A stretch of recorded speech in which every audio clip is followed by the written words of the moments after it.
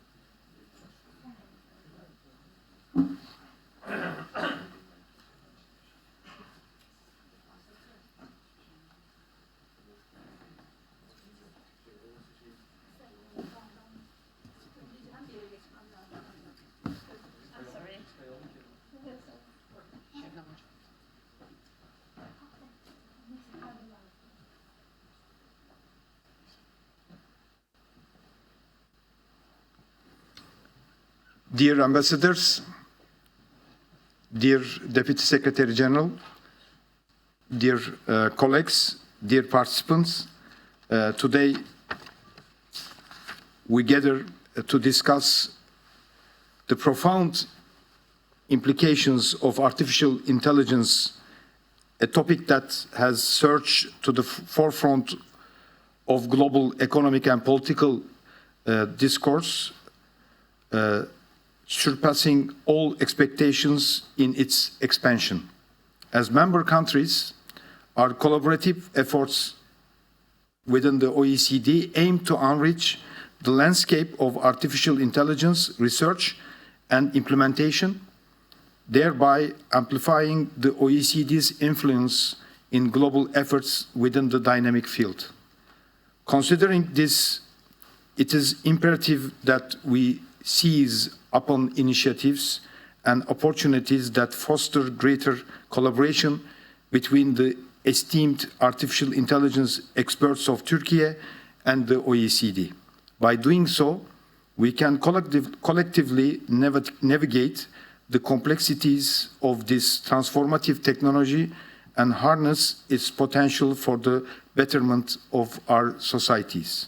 I would like to highlight that it is my profound pleasure to host our colleagues to the event we are holding today by our delegation, the Artificial Intelligence Policy Association, IPA, and the OECD under the theme of Bridging Civilizations, i.e. innovations from Turkey to the world. IPA, which best represents the entrepreneurial spirit of our country, attach special importance to the field of artificial intelligence in their work for a digital and technology-oriented economy. Founded in February 2012, IPA is one of the first non-governmental entities in Turkey which devoted its expertise and resources to artificial intelligence to raise public awareness about AI and create a platform for AI innovation. The meeting presents a valuable opportunity to convene our country's best AI experts with the distinguished experts and representatives of the OECD Secretariat. Concluding my remarks, I wish each of you a highly productive and successful meeting. I strongly believe that our discussions today will pave the way for fruitful collaborations in the realm of artificial intelligence. Thank you for your dedication and contributions to the important meeting. And I would like to now give the floor to our chairman of the APA, please.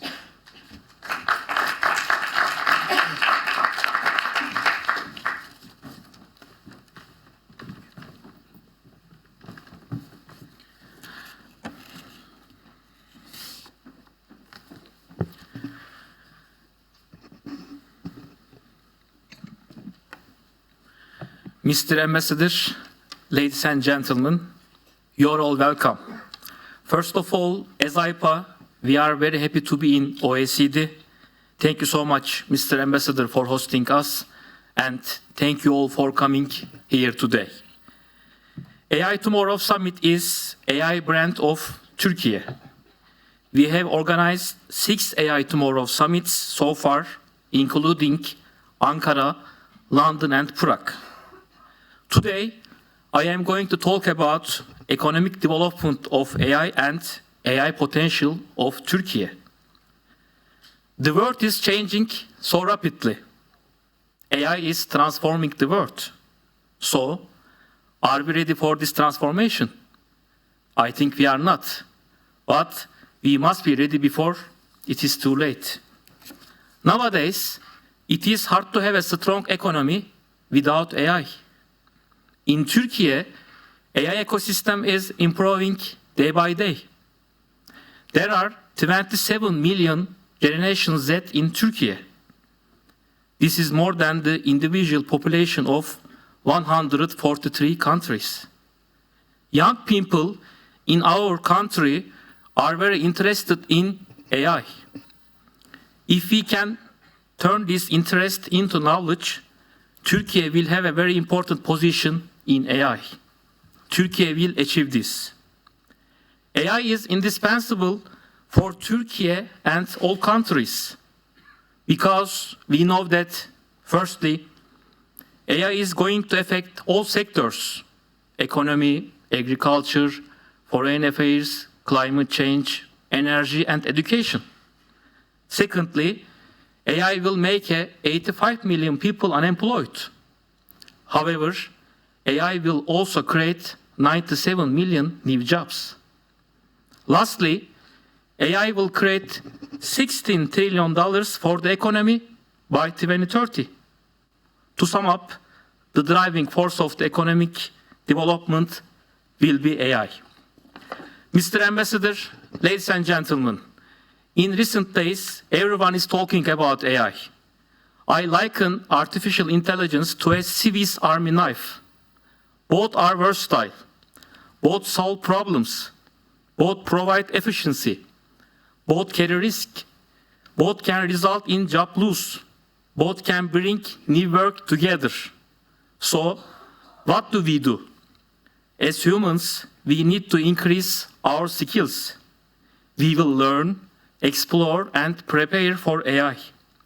We need to work together on AI, just as we do on climate change. Because AI is not the future, AI is today. Thank you so much for listening.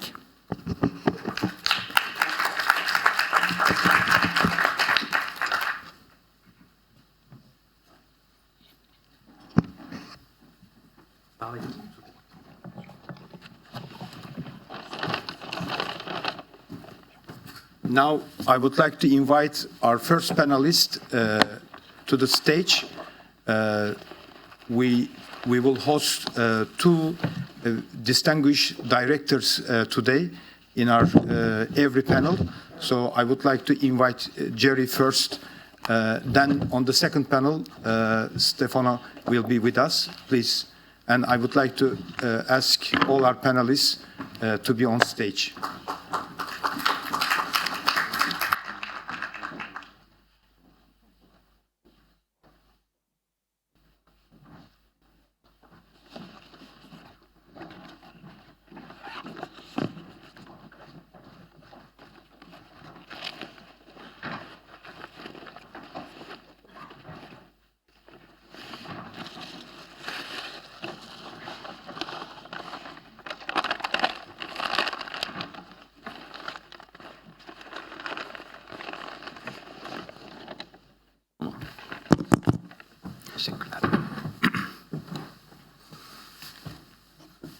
Can everyone hear me? Great, perfect. So, taking into consideration time, let us begin. My name is Turgut Özdal. I'm one of the founding members and vice chairman right now of IPA, Artificial Intelligence Policies Association. Personally, I'm also a senior manager at Bain & Company, focused on industrial goods, energy and natural resources, and with that, for the past year and a half, really deep diving on AI-related solutions. We have a rock star panel prepared today, to sort of speak. The topic at hand is AI-driven economy, opportunities and challenges. Again, we have the privilege of having a distinguished panel I will try and summarize everyone's bios very briefly. This was a challenge while I was preparing for this panel, given how experienced everyone is. So I'll start with Mr. Jerry Sheehan. Mr. Sheehan is a director of the Science, Technology, and Innovation Directorate. He joined the OECD in 2023 with 30 years of experience in developing, implementing policies for innovation, scientific data, and information tech in the States. He was previously Deputy Director for Policy and External Affairs at the National Library of Medicine, which is one of the 27 components of the NIH. He also served twice in the White House Office of Science and Technology Policy, leading efforts on open science, scientific integrity, and medical imaging. He also served as co-chair of the U.S. National Science and Tech Council, and he was chair of the OECD Working Party on Innovation and Tech Policy. Again, welcome. This is the summarized version. It's very complete. Going forward, I'll continue in the same order. We have Mr. Erdem Erkul. He's the founder and chairman of Cerebrum Tech and vice president at the Council of European Professional Informatics Societies. He was the public sector and investment director at Microsoft's in Turkey previously between 2018 and 2020.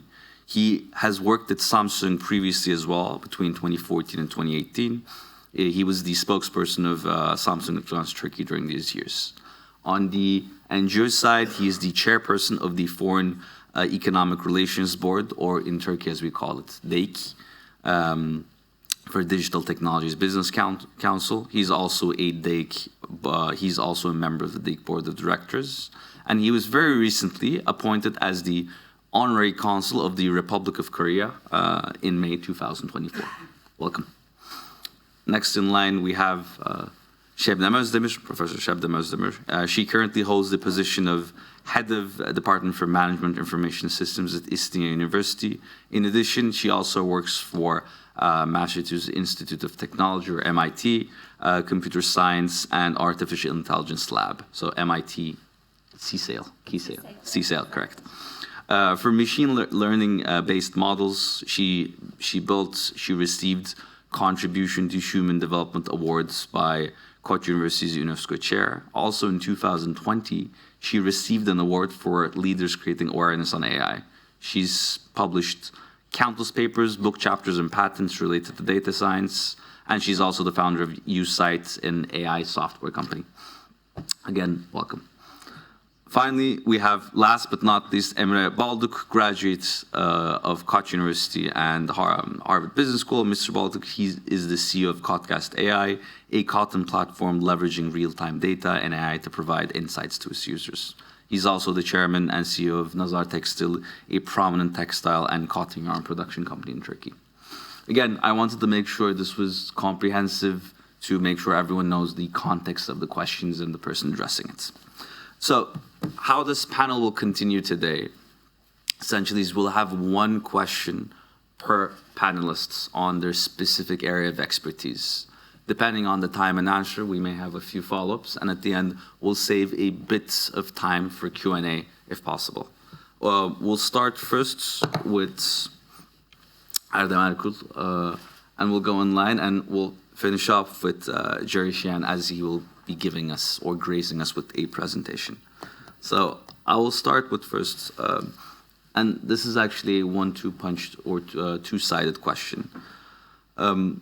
Based on your experience on DEIK, this is both from a public and also private sector lens. On the public lens, based on your experience at DEIK in Turkey, what are your thoughts?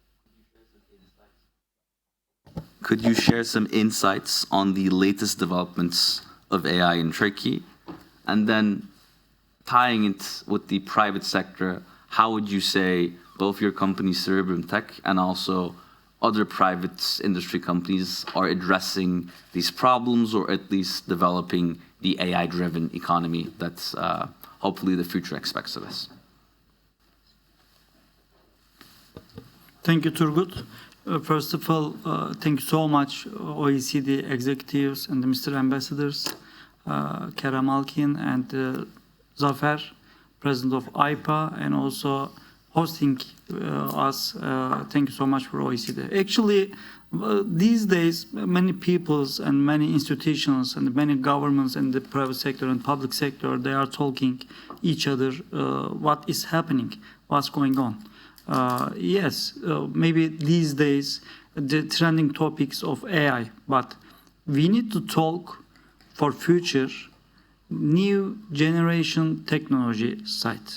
Okay, these days we are talking about AI, but we know that in the 1950, during the 1950, we talk about before AI also, about why we are here today, because OECD is important to create the policy side, to create the reach, to maybe help the regulations to the governments and with the policy experts like you. And because of this, we are here, and these topics and these meetings is important for us. Let me explain Turkey outlook. We are saying new one, Turkey outlook. First and the second, and maybe I can mention that what is happening in private sector, like my company, also the others company, and because time is going very fast. Actually, and here's some insights into the latest AI developments in my country, and also if we need to check out the latest AI developments in Turkey, we need to mention that Turkey outlook some numbers. For example, you know that the youngest part of the EU population still we have, and 33 in 84 million people's population still we are alive, and not we are saying this according to OECD numbers actually. And Turkey's digital economy outlook shows that there are more than 330 foreign economic investment companies in technology development zones in Turkey. It's also another one critical number. Also, there are more than 1,200 R&D centers in Turkey. Not only Turkish brands, also the international brands established R&D companies, the local companies, also like Microsoft Turkey, like Samsung Turkey, like Amazon Turkey, etc. And nowadays 1,200 we have R&D companies in Turkey. Also, we have 4 unicorn and 2 decacorn companies, but the others, they are coming to become unicorn. Also, I am coming from Amsterdam today here, and we joined Money 2020 event. The biggest financial, actually fintech sectors event. And this year, 50 companies from Turkey joined this fair actually. This is very good numbers for us. Around 500 entrepreneur, tech experts, the government entities, and the colleagues, etc. we joined together. It's very important actually. Also, in 2023 numbers, ICT and related sectors are growing. And actually, not maybe component annual growth was 4%. Moreover, the size of the sector has reached $33 billion nowadays in Turkey, all total ICT sector. And maybe I can mention that 4 pillars for Turkey outlook. The first pillars, we have national AI strategy. And yes, many countries these days, they are creating the AI strategy and the roadmap, etc. But 4 years ago, Turkey started to create their AI strategy roadmap and the document. And also we have a national AI strategy. And the second pillar, we are investing academic and research initiative, but not only in Turkey side. For example, we are looking for the scientists and the research people from the outside, and we are working with them, with private sector and public sector together. The third one, the startup ecosystem. Actually, these pillars, we are very strong because many young people, many experienced people working together. And nowadays, our startup ecosystems is growing, is good numbers for us. And also, fourth pillar, government and public sector engagement is very important to see Turkey outlook.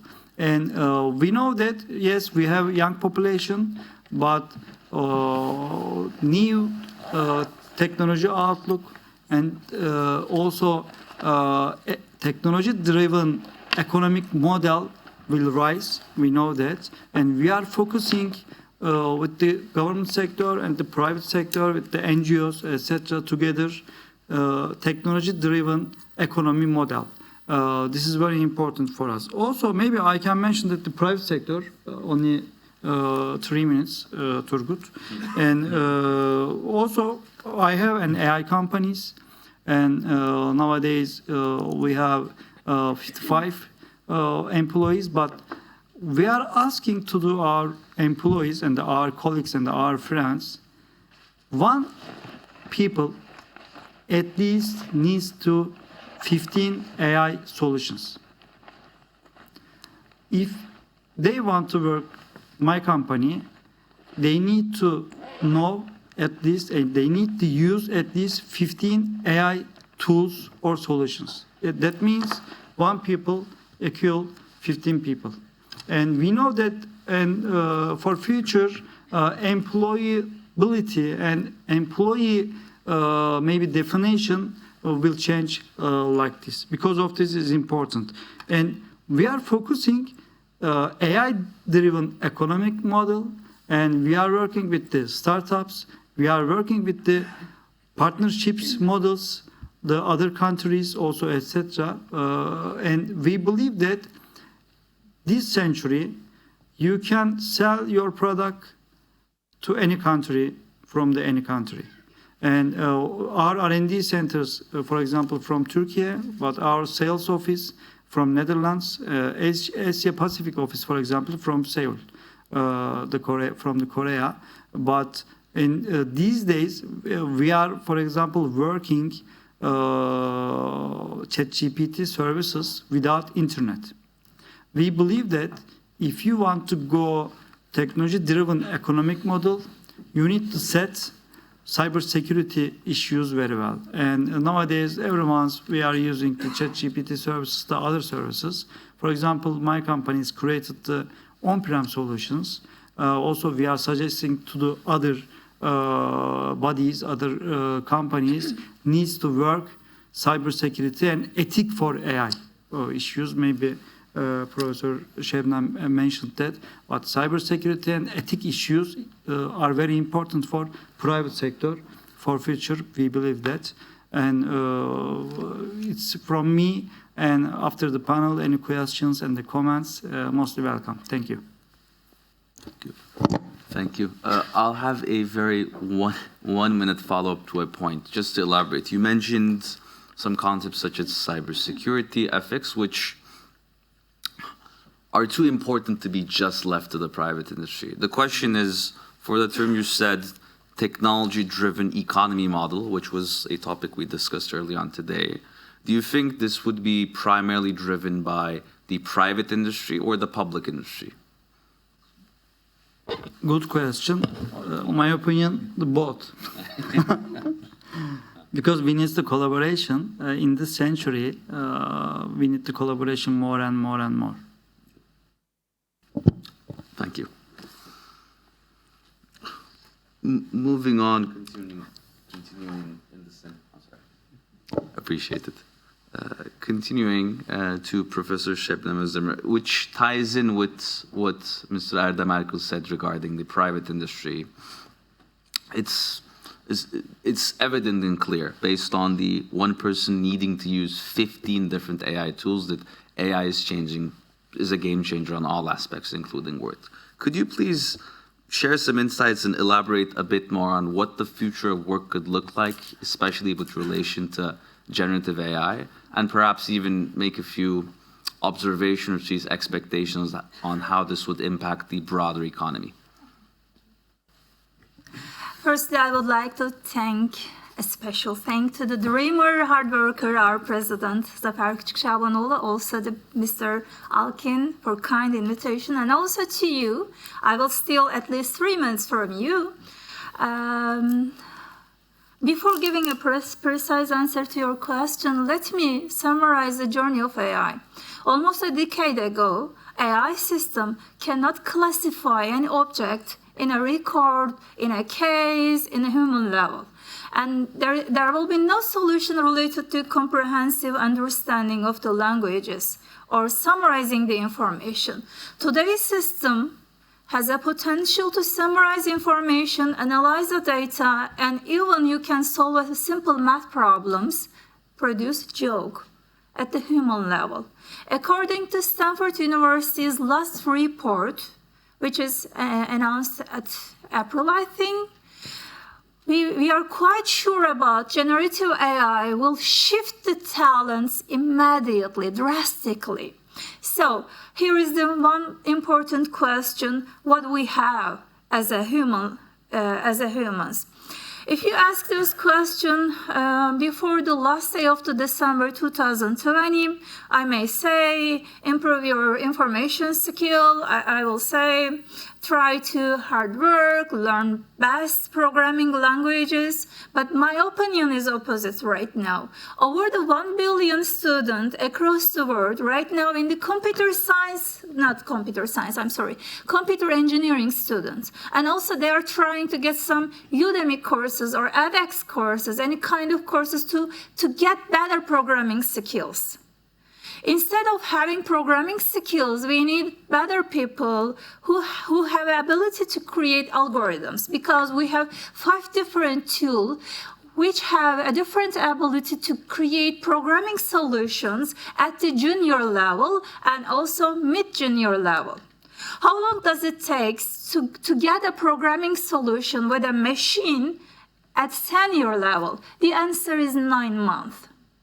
If the students go to the computer engineering programs anymore, we will have unemployment rate around the world. That's why we have to change our mind firstly. All the generative AIs has a different ability. We call it human level ability, like producing music, like producing videos, records, better text actually. That's why we have to change our perspective. We will not focusing on creative thinking anymore or critical thinking anymore. We will have just only the important combination of the word, neural synthesis. It means to reprogram the brain for comprehensive thinking, because all the machine we call generative AIs better than the human in some tasks. It takes 1 year and 2 months to have such potential. It means after the 1 year, they will have better programming skill, better data analyzing skill. That's why we have to shift our perspective, shift our thinking way. Of course, I can say, by the way, those are the positive words for me. The negative side of generative artificial intelligence is about the poisoning data. There are at least 5 billion, over the 5 billion GPT agents right now you can reach by using GPT Store. There was no standard about checking the resources those agents developed. There was any standard or any institution shows us which GPT agent is countable, reliable. And also we cannot be sure about the information provided by the generative AIs. There was a famous picture probably you see on the Instagram. It was about striking on the math teacher against the calculator. If you ask the Cloud AI, Mistral AI, or OpenAI's ChatGPT, or LLMI, or Gemini, you will get different answer. So which one is reliable. There is no answer. There is no solution.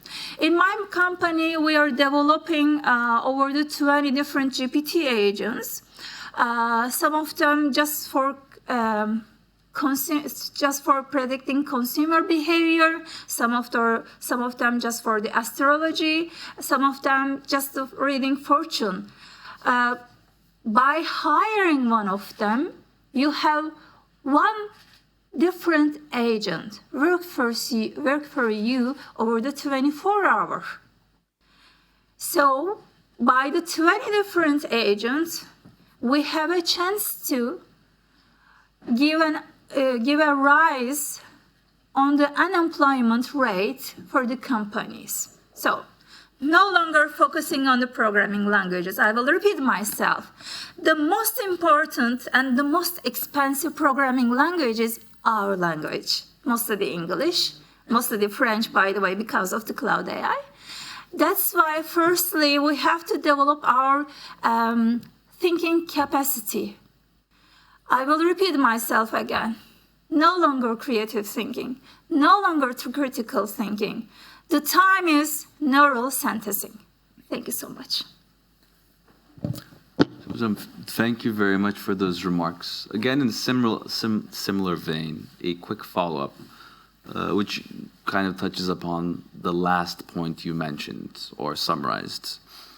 Going forwards, we'll neither need to, per your expectations, focus on creativity or critical thinking, but only on the most important aspects, neural synthesis. However, to do this, we do need someone or the AI to do the creative critical thinking and the creative production. Right now, you did mention there's poisons or at least hallucination generated or based data. What are your recommendations or what are your thoughts on the safeguards today, or at least going forward, to mitigate this? Because otherwise it's garbage in, garbage out in terms of data. Exactly. Thank you so much. Firstly, we immediately need some institutions. Yes, there was over the 5 billion GPT agents. By the way, there's at least 10 million generative AI or generative agents right now. People getting habit to connection with those agents. That's why we have to be quick. Before they have a real habit, real addiction to use such generative AIs or agents, we just eliminate which one is trustable, which one is not trustable. I'm publishing future of work list over the 5 years. My prediction, most of the prediction already fulfilled itself, but it is the time that we are in the second industrial revolution. This is not the fifth industrial revolution. This is the industrial revolution that we never see before, because we have to switch all the concept, the stealing, the copying, copywriting. When you listen a song or just watch a TV show, you write down a poem or any kind of sound. You just say, I am inspired.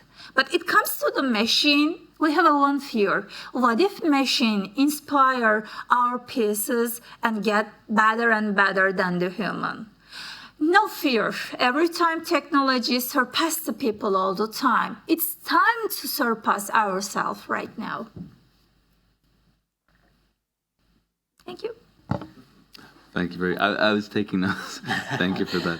I love the quote on, this isn't the fifth, it's the second industrial revolution. Being mindful of time and moving on. We've discussed with Erdem Şebnem Özdemir more conceptual kind of expectations on how the private industry is going to progress. To make it a bit more tangible, I'm going to go to Mr. Baldık to share a bit of insights on Codcast AI. So Codcast AI essentially utilizes AI and big data to predict future cotton prices. Our question is, how does this work exactly? And what innovative solutions essentially does your company offer in a volatile market? And again, this is just based on cotton, but this would be applicable for all commodities going forward. Thank you, Mr. Turgut. First of all, thank you, Mr. Ambassador, for your great hospitality. Thank you, Mr. Zafer Küçükşabanoğlu, AYPA President. I'm honored to speak at this audience. Actually, we utilize AI and big data to forecast the cotton prices. We established a new company, it's called Codecast AI, which we are forecasting the cotton prices for the next 5 trading days. Actually, I want to talk about the importance of the cotton. Global markets closely follow the agriculture commodity prices, which one the cotton is the most imported one, because the global textile market cap is 1.7 trillion US dollar. There is a huge market. For that reason, we established a new startup idea. Also, as a society in Turkey, we are used to working under challenging conditions. Despite being from an earthquake-affected region, we developed this AI company. Actually, our first task was to identify which parameters affecting the cotton prices, and we found 200 different parameters. After that, we did some research and calculated derivative parameters that can affect the cotton prices, which is one of them is, for instance, corn-cotton ratio. When the farmer earns money from the corn or lose the money on the cotton growing, he can easily change his idea, because these cotton, corn, and soybean are the substitute agriculture commodities. For that reason, using AI technologies, we did some research which cotton prices we can forecast. The more important parameter is the USDA World Agriculture Supply Demand Estimates reports, which its frequencies is monthly. For that reason, you can think like that the Fed interest rate decision when this report comes to the public, because USDA publishes the balance sheet of all commodities. If there is a decrease in the supply, the price on the market goes up. For that reason, it's a very important parameter. Also, there are other parameters such as commitment of traders report, which is published weekly, and this shows how the hedge funds or traders position its long or short position. For that reason, the market makers understand the price will go up or will go down. We are continuously developing our model. Right now, we have created 154 models, and every day we are growing this model. Since we have a new company, we are always trying to improve our model. For that reason, right now we have a great work. I think what will our work provide? The textile supply chain, begins with the farmer and ends with the retailer brands.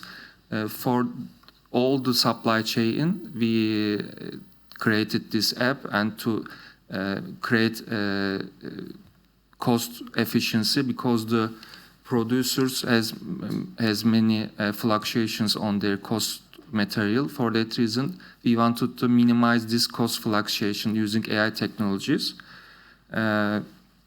We help to buyer and seller to control their cost fluctuation. Thank you for your listening to me. If you have any questions. Sorry. I do have, by the way, it's very exciting what you spoke about. A very minor follow-up would essentially be, there's huge economic potential on commodity trading, given there's a lot of stakeholders on the value chain. One question would be, based on your experience so far, and I know Codecast is still relatively a newly established organization, but how do you, if compared to more traditional price forecasts, how would you say you've differentiated And would you say you were more accurate, or are you expecting this differentiation to continue? No. Thank you for the question. Actually, I can give some numbers. Right now, we have 3,000 days data set, and our average error ratio is 0.5%, which is a very good, I think. We are trying to improve our model and decrease our error ratio. For that reason, I can say that we are doing every day, improving our model. Also, we have started with the cotton because our expertise was in cotton, but we have to develop for the other commodities such as wheat, soybean, corn, and sugar and cacao. For that reason, we see a huge potential in the market. Thank you. Very clear. Thank you. We are on schedule, which is amazing. So just to recap what we've discussed so far, we've essentially spoken about developments of AI in Turkey and also the private industry in Turkey. We've touched upon what this implies for the workforce and how our mindset is expected to shift in terms of work going forward based on AI. And finally, we had a tangible company example on predicting the prices of a commodity, cotton in this case. However, I think it's important to take a step back and both tie everything together, but also understand the OECD's perspective on this matter. So I'll finally hand the word over to Mr. Jerry. The question is, and I think that there's a more broader aspect to this as well, but how would you say, or how does the OECD view the political risks and ethical considerations of AI in driving economic growth? But there's also kind of an even further step saying, how does the OECD view the current developments in AI and kind of the implications in different areas, whether it be VC growth or some of the key policy-related considerations? Okay, very good. Well, thank you, Turgut, for the introduction, the good question, and I think maybe the ordering of the panel as well. I think it's been quite insightful to hear about many of the developments in Turkey. I want to thank the ambassador for bringing this to us, and thank all of you for joining in the very good discussions today. I can say AI is something that is getting quite a bit of attention across the OECD right now. And of course, that means it's getting quite a bit of attention across all of the OECD member countries and quite honestly far beyond those as well. And we're trying to engage as broadly as we can in understanding the development of AI, the implications of AI for our economy and society, and trying to, as an evidence-based policy organization, provide good guidance to countries individually and across the internationally and globally about how to maximize the benefits and minimize some of the risks that are associated with AI. Given that we're evidence-based, I thought I would also have a few slides prepared today to show you some of the results of some of the analyses that we've been doing, in particular focusing on some of the issues around economic impacts of AI. So if you'll forgive me for slides on a panel, I can share with you some of the insights that we're deriving here at OECD. And maybe just to start, I mean, with the general framing, we recognize already, and you've heard, I think, in the panel, the statements that, I mean, AI brings us great opportunities, also comes with some risks. So I think we've heard about already, I mean, the potential for AI to boost dramatically productivity growth in the workforce, accelerate scientific discovery, can improve our decision-making around investment opportunities, right? It can help us hopefully with weather prediction and others that are going to inform some of those decisions, and really has great potential that we're beginning to see about how it can revolutionize public services, the delivery of healthcare, the delivery of education, and others, just to name a few. We also know from some of the work that we're doing, some of the risks that are associated with AI, and including generative AI, related to risk to privacy and safety and security as AI controls an increasing number and type of different systems. There are questions about what is its impact on the workforce. I think we heard some numbers earlier on about the numbers of jobs that might be affected by AI. as well as the number of jobs that might be created from AI. These concerns about information integrity, around potential hallucinations and others that AI can generate that themselves raise concerns. In fact, they can raise concerns about our social cohesion. They can undermine elements of democracy within our countries. So they have very significant societal implications. And this is exactly what our countries and clearly Turkey is as well is aiming to try to address from a policy-making perspective. We also know that, and I think as was mentioned before, right, that AI has been on a long trajectory. I think we talked about going back into the 1950s. AI has been continuing to evolve and has really exploded in the public sphere and in the policymaking space because of developments around generative AI. I think we at OECD see that this technology is going to continue to evolve. And just to give one sense of this, as we look at the continued venture capital investments that we see continuing in the AI sector compared to overall. One of the things that we've noticed is that VC investments in AI startups, they more than tripled between 2015 and 2023, from about $30 billion US to just about $100 billion US. You do see that there was a drop between 21 and 2023, which really reflects some of the broader concerns and changes in the VC market, reflecting the technology boom, the COVID-19 pandemic, rising interest rates, and inflationary pressures. But you can see the bright spot on the right-hand side of this chart. Despite that, the investments in generative AI startups have accelerated quite a bit, even in just the last couple of years, from just $1.3 billion US to more than $17 billion US in 2023. And they now comprise about 18 to 20% of all AI-related investments.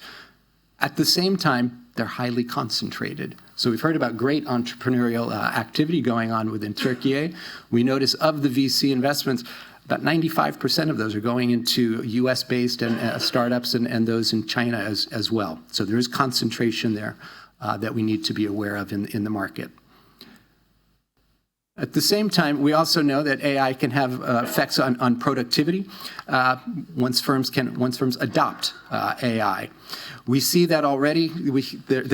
There's possibility for automation of certain tasks, but this can also lead to great improvements in the worker productivity. And we note that there can be effects across industry sectors and job categories. So I think when we look at low-skilled worker productivity, we've seen increases on the average of about 14 percentage points, while a lot of the higher wage, traditionally, jobs have been less affected. That is all changing, of course, with generative AI, which has now put certain higher skill income jobs also for the potential for generative AI to affect them. But we're also seeing positive effects. So I think we've seen the coding system known as Copilot that is also already decreasing the time that software coders need and software developers need to complete a task by up to 50%. Again, accessing the economic and the productivity effects of AI is very much a factor and a function of the adoption of AI across economic sectors. And despite all of the attention that I think we're putting around AI right now, it's important to note that AI adoption in firms is still in a very early stage. So among the firms with 10 or more employees that we've looked at, only about 8% of them have indicated that they have adopted systematically AI, and the range from across the 37 countries we looked at was from about 2% of firms up to 28% of firms. This is compared to, for example, to adoption rates for more mature technologies like cloud computing technologies, which are adopted at a rate of about 49% across the firm populations. It's also, as you can see on the left-hand side of this chart, it's currently very highly concentrated, much in the ICT sector, where we see that about 28% of firms report that they have made use of AI. When we look across the manufacturing sector, that number drops to about 8%. It's about 6% in retail trade, only about 4% currently of construction firms that report using AI. And this is paralleled when we look at where we see job vacancies, where are the jobs for people with AI-related skills. Again, very much in sectors like professional services, ICT, and somewhat less so in manufacturing jobs. So I think what this means is that, in fact, many of the productivity-enhancing benefits and overall economic benefits of AI are still to be achieved. But to get that kind of achievement and get the performance that we want to have out, we also need to be aware of other kind of differences in the way that firms take up AI. First, most notably, and two things I would say most notably about firm-level adoption, is very much more so among large firms, this is the left-hand side of the chart, than among small firms. So smaller firms report considerably lower rates of adoption of AI, even though small firms account for the largest portion of the population of firms and are drivers of economic growth and development. We also see differences in AI adoption on the right-hand side of this chart by age class, with younger and newer firms tending to be, maybe as we've seen examples here on the panel today, more likely to have adopted and embraced AI compared to older, more established firms. So we need to be attentive as well to the potential for polarization, again, between the leaders and those behind around AI adoption, firm size and in firm age, as well as across the sectors in which they operate. We do notice in our economic analyses and work that we do find productivity-enhancing benefits of AI. But it doesn't reflect simply the adoption of AI. It's not just the generation of new AI technologies that is going to enable this to happen. We find that a number of complementary assets are also important to enable firms to gain the benefits from adopting AI. These include having access to high-speed digital infrastructures. Sometimes it's other digital technologies, it's cloud-based technologies, it's access to data. Also, as was mentioned before, skills are highly relevant to firms' ability to adopt and benefit from AI. Some of this can relate to technical skills, open source programming skills in modern languages, machine learning skills. These are the so-called must-haves within businesses. I think many of the panelists here would agree with me in that. But also recognizing that there's also a need for skills related to social skills and management skills needed to best determine how to apply AI technologies within the business sector and create this enabling environment. Finally, to note, as has been said, those are all the benefits and how we can generate the benefits of AI. We have also been trying to help build the evidence base for some of the risks and concerns about artificial intelligence. And we have seen through a new monitoring tool, we have the so-called AI Incidence Monitor, which in fact uses AI to help us track reliable news reports around the world about incidents of AI causing physical harm, emotional harm, and other forms of destabilization and safety risks. You can see on the left-hand side of this chart quite a significant rise in the number of so-called incidents just over the last couple of years, from just about 68 last January to in 2023 to about 700 incidents in the month of January 2024. So these can be data breaches. It can be resulting from things like poison data training and other sorts of malicious actors. So countries are taking a very balanced and nuanced approach in trying to find improved ways to govern AI systems. Here at OECD, we've been trying to promote, I think successfully, the development of policy regimes for AI that will be both human-centric, rights-based, and can promote the development and adoption of trustworthy AI. We established around the same time Turkey was developing its first national AI strategy, our OECD recommendation on AI that was back in 2019.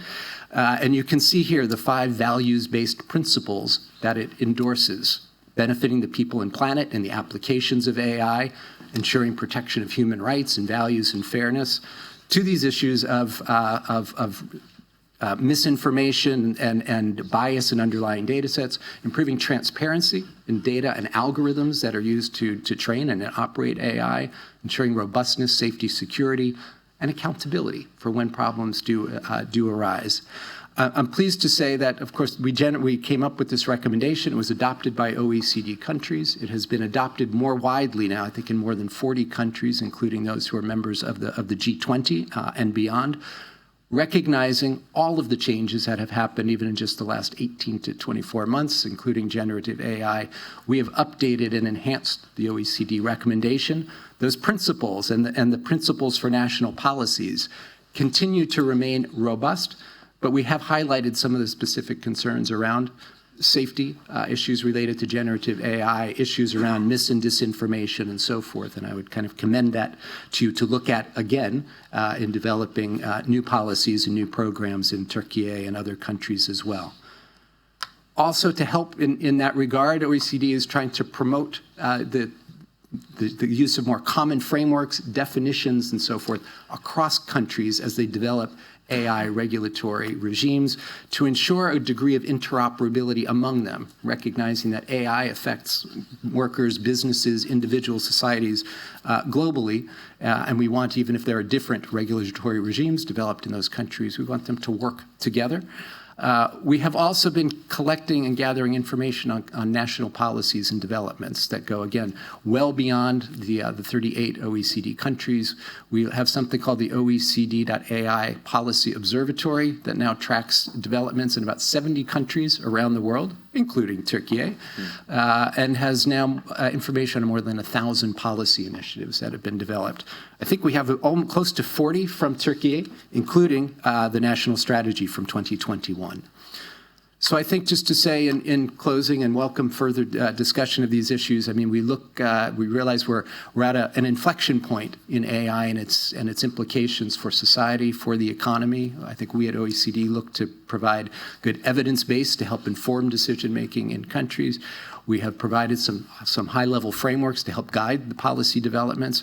We benefit very much from interactions like we've had today to learn about what's happening in the research community, in industry, and in other nonprofit organizations as well that are active in this space. And we have many channels through which you can provide us information and contribute to the work that we do on AI. So I look forward to continuing that engagement and learning more about AI developments in Turkey through today's panel. Thank you. Firstly, thank you for that summary. We spoke about the private industry, VC ecosystem, productivity, and tied all of it to policies at the end or the OECD's recommendations. Also, from a personal point of view, hearing a lot about Turkey just made me quite happy. One very quick follow-on, which could be a discussion that lasts for hours, but just based on what you said, AI is something that touches upon a lot of different bodies within a government. The policy kind of gives the structure for this, but it seems there's a lot of collaboration required, per the example you gave on accountability based on, AI hallucinations. I know we're still at the start of it, but would you care to share some thoughts on how you see different government bodies collaborating it, whether it be one body taking ownership or kind of a spread out system of accountability? Again, these are still being tested, but if you have any comments on this, would be highly appreciated. Yeah, I can tell you both on what we see in member countries, so at 38 member countries and others, we see about 38 different approaches to the way that governments handle these. But I think what is common is recognizing, I'll say this is similar to the way we work on AI within the OECD as well, in trying to promote horizontal coordination. Right, there are issues around AI that many governments are focusing on through their equivalent of a digital ministry or the Ministry of Information and Communications and so forth that may have a central role. But there's a critical role, an important role for coordinating across different ministries, whether those be those that affect the economy and economic development, those that focus on issues of small and medium-sized enterprises, those that are looking at the applications of AI in healthcare and education and so forth. So I think what we see is a growing recognition of the need to establish good coordination across ministries, across departments and agencies, and then different functions to put that kind of coordination in place. And I think making sure that we have good alignment, right, between, if you will, say the technology push ends and the ministries that are going to be critical in the effective adoption of AI and establishing the regulatory regimes that are going to kind of keep AI on a good track that ensures it is trustable, it is reliable, it is supporting our societies and our economies in the way that we desire. Very clear. Thank you again. I'd like to thank all of our panelists today. I think it was an exciting, invigorating discussion touching upon different aspects of AI. In terms of how we'll continue today, essentially, is we have another panel that will come right after this with no break. We'll have certificates given to our panelists from Mr. Zafer Küçükşabanoğlu and, of course, our ambassador, Professor Dr. Kerem Alkin. Before that, I'll just open up for one question if there's something specific, just given our time constraints. If not, we can continue as planned.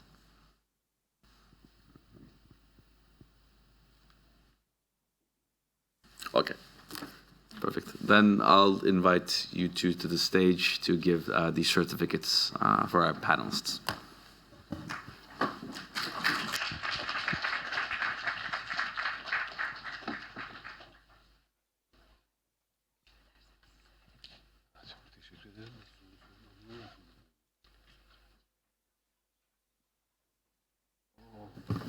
Well, Kaan Turgut Özal introduced everyone, but we have to introduce him too. So that's why, for the final point, I would like to introduce his works very short. Turgut Özal provides management consultancy services at Bain Company, specializing in strategy, due diligence, and customer experience. Turgut graduated from Georgetown University in 2015 and also received a degree in economics from the London School of Economics and Political Science University. In 2016, after joining Bain, he has been involved in a number of projects working with leading companies and holding companies in sectors such as petrochemicals, natural resources, aviation, and financial services. Thank you for the kind introduction.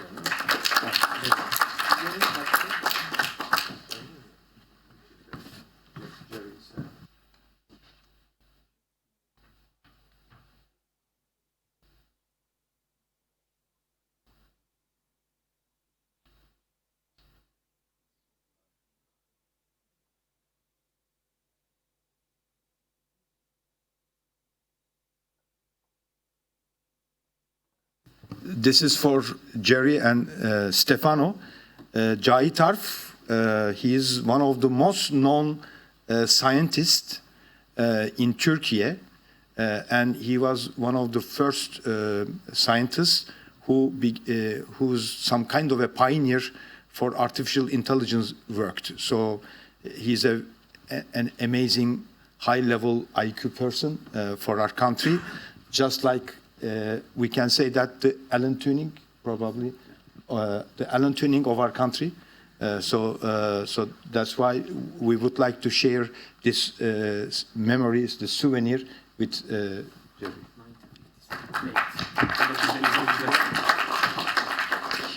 I'm talking about 1958.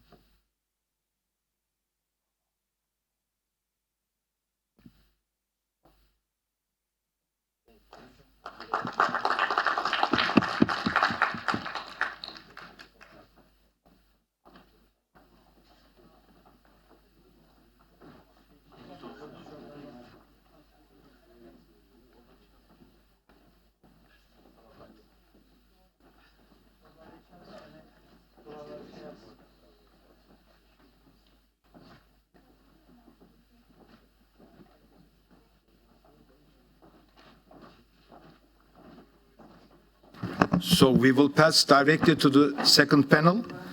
Our second panel moderator is dear Ulaş Mallı.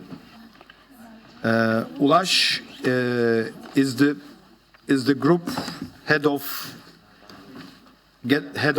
artificial intelligence product and strategy at Centrica, a prominent energy services and solutions company in the United Kingdom. He spearheads the company's AI and analytics transformation, driving initiatives towards achieving its net zero target.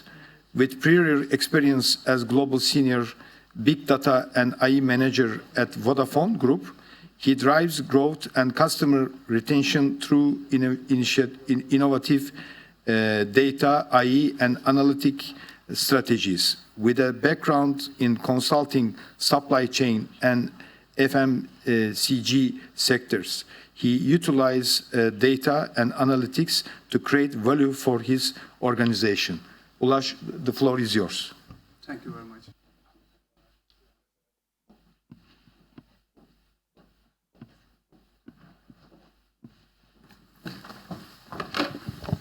I hope you hear me.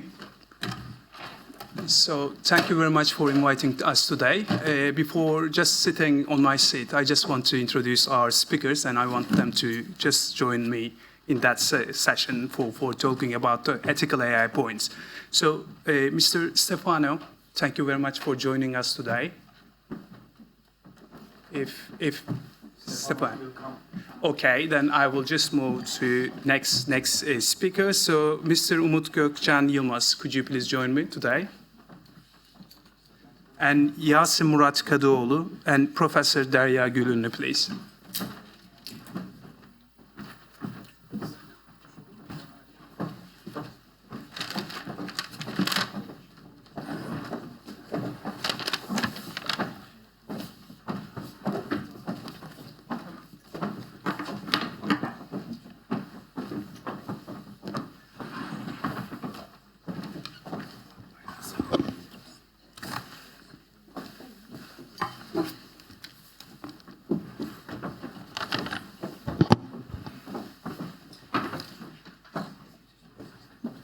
So, thank you very much, dear listeners, joining us today, and thank you very much, Mr. Ambassador, for giving this opportunity for us. And of course, thank you very much, OECD, to hosting us in this beautiful salon, that IPA organization. I see that some new joiners in the room, so I just want to mention about a couple of sentences for IPA organization, which is, again, Artificial Intelligence Policies Association, which has 250 different members across the world. And of course, it is purpose to just make sure that we are just reaching the AI age and also promoting Turkey's actions in terms of the AI. So today, we have some entrepreneurs, academic background people, and also Mr. Stefano, who is joining us later. But we just want to discuss ethical point of AI today. So the previous session was also amazing because we touched about how AI will change the organizations, how it will improve GDP across the world. And of course, with these all new developments like LLM, you will see that the industries are changing. So today, we just want to, of course, touch the point of ethical AI. So we believe that there are lots of opportunities, but potential risk also might be covered by professionals like us. So I just want to start with you, Yasin, today. Just, of course, it will be good to maybe mention that you have a PhD degree from Imperial College, and you are an entrepreneur in Turkey, and you are doing a business across the world. So you are a machine learning engineer professional, and you are doing lots of day-to-day job with cloud, all machine learning activities, and also with data scientists. So thank you very much for joining us. Yasin, I just want to ask you really, like, from a commercial point of view, what are the most promising applications of AI that you have seen in addressing social challenges, like such as healthcare, education, sustainability? How do you see these points from a commercial point of view? What the ethical opportunities or challenges for the industry? Yeah. First of all, I'd like to say that I'm honored to be here today to discuss some of the most promising AI applications in addressing social impact. So, as we all know that AI is evolving more and more and expanding its capabilities day by day. Thanks to these advancements, now AI provides us some new opportunities to tackle with some complex problems from different sectors that cannot be solved by human intelligence before. I think it's safe to say that AI has some certain level of impact for various sectors, from telecommunication to transportation, from retail to energy, from finance to military defense, and so on. However, I do believe that there are some certain sectors that have a direct impact on human lives, like education and healthcare. Also, I do believe that environmental sustainability has a vital importance for human race as well. That's why today I'd like to talk about some real-life AI applications related to these three important sectors. So in healthcare, stakes are incredibly high. Basically, it's a matter of life and death. Lives depend on timely and accurate diagnosis, effective treatment plans, efficient use of medical resources. At this point, AI applications are stepping up to meet these challenges with some innovative solutions. And these innovative solutions are not only for improving healthcare, but also for streamlining the healthcare processes and reducing the cost. So one good example of AI platforms in healthcare sector is, I think, predictive analytics. Predictive analytics powered by AI can anticipate some personal health issues before they become critical. For example, an AI platform developed by UK company Kensai can analyze some electronic health records to predict which patients are at high risk group for developing some chronic disease like diabetes or heart attack. This specific platform has been used in UK for around 1.2 million patients. And after a while, they realized that there was a 20% reduction of hospital readmissions rate. So basically, if we know a health condition in an earlier matter, it means that a better treatment plan. A better treatment plan means that less hospital readmissions, and it means that more quality time with the remaining patients and lower costs. So if we consider this 20% reduction in a global scale, I think the impact for healthcare sector would be massive. So another good example for AI platforms in healthcare sector is, I think, AI in drug discovery. So basically, in basic terms, AI is now reshaping the drug discovery world by significantly speeding up the process of choosing or identifying new potential drug candidates.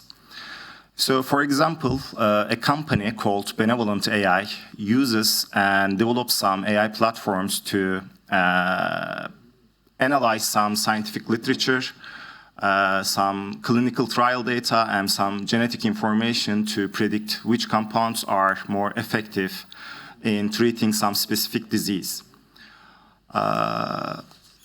So by using AI for drug discovery, actually has already led us to new treatments for some serious conditions like ALS, a neurological disorder affecting motor neurons, or some various cancers.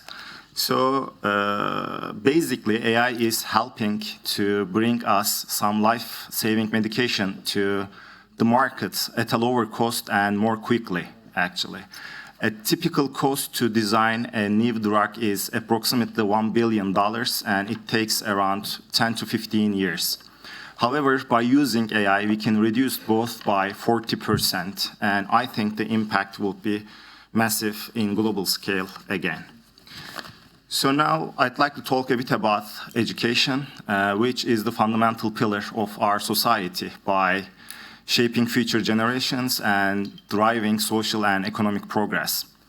So, however, our traditional education system now often struggles to meet diverse needs of our students.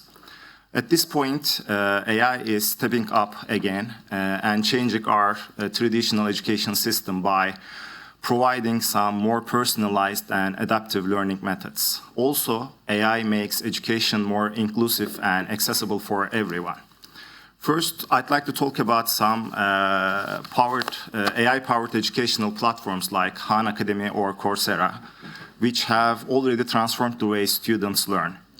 These AI platforms, use machine learning algorithms to adapt to each student's learning pace and style to offer some personalized content and recommendations. For example, if a student struggles with a particular concept, then AI can provide some additional resources or additional content to help them understand that particular concept in a better way. So basically, this personalized approach keeps students more engaged with the education systems and improves their overall learning outcomes. Also, I'd like to talk about some AI accessibility tools as well. As I mentioned before, AI makes education more inclusive and accessible for everyone. And Microsoft's Immerse Reader is a good example for this. This particular AI platform helps students with dyslexia by providing some customizable text reading opportunities, such as changing the font size, changing the font type or spacing, or highlighting some parts of words or sentences. By doing this, AI platforms like this ensures that students with learning disabilities can receive the support that they need for being successful in their educational life. So by using AI platforms in education, we can say that it provides equal access to education for everyone.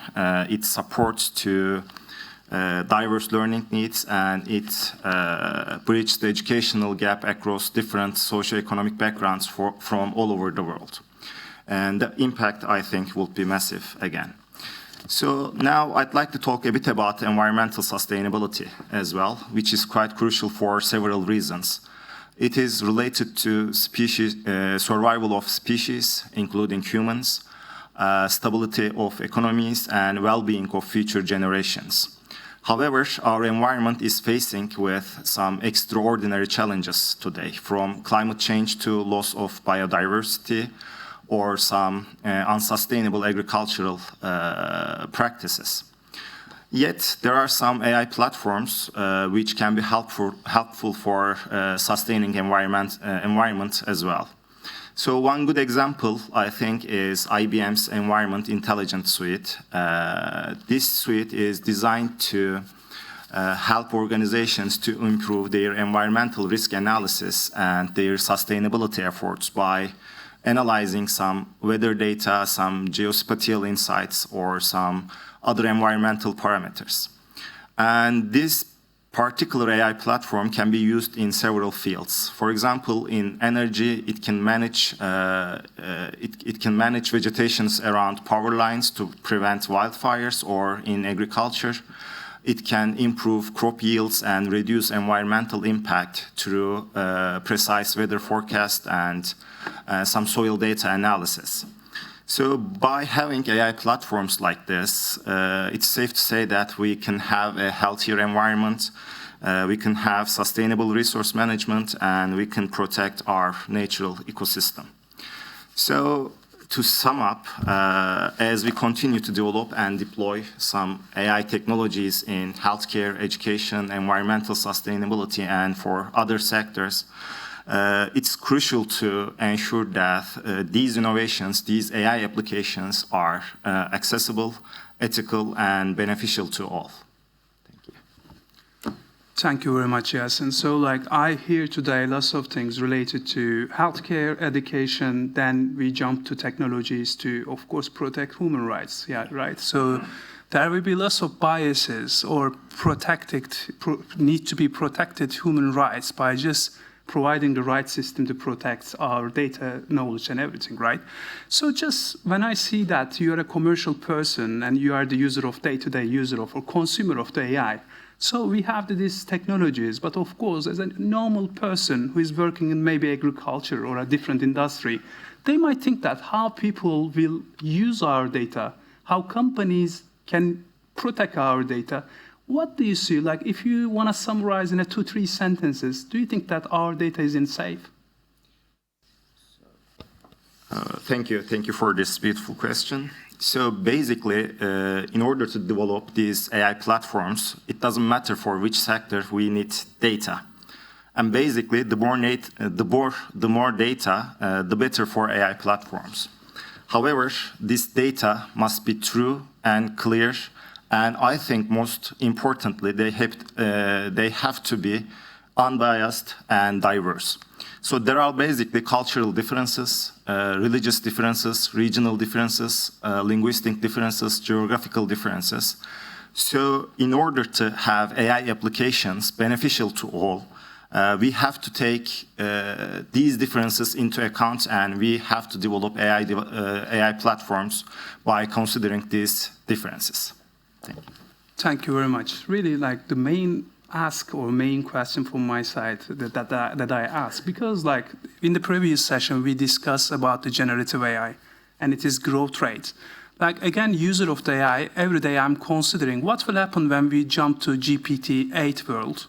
So what will happen when AI to AI start speaking with each other? Then what will be the labor market or productivity going forward? So all those questions, I think in the following years, we will keep hearing, but this is a good started topic, a good started talk. So thank you very much, Mr. Yasin. So I want to jump to Darya, Professor Darya. Thank you very much for being us today. So of course, we talk about some ethical points, but also I want to cover this following question with you. What are the biggest challenges and opportunities in scaling AI for social impact, and how we can address those benefits as a society? Thank you, Ulaş. Thank you, Ulaş. Mr. Ambassador and Mr. President of IPA, thank you, and audiences. Today, I'm very pleased to be here and with you all. Since the afternoon, we have listened very informative and important speeches. In addition to this speech, I would like to talk about from communication perspective, from human and machine interaction. As a communication researcher, I would try actually to answer one important question. What does communication research tell us about AI and interaction with human? So from the beginning of the 19th century to today, we have always, as a communication researchers, we have always talked about human and human interaction. There was always communication tools such as radio, such as television, today's social media environments, even TikTok, even Instagram, or mobile apps. But with the emergence of the artificial intelligence technologies, there is no longer any human. We interact with machine, but this machine is our new friend. It's personalized friend. It says whatever we need in a second, and it helps us our daily lives practice. The person, actually, it's the person who talks us, who understands us, understands our feelings, emotions, fears, anxieties, happiness, and etc. So that's why we trust it, and it's always provide us accurate information, and even it supports our creativity. So this artificial intelligence, I can say that this is it's our new best friend. So I have a one.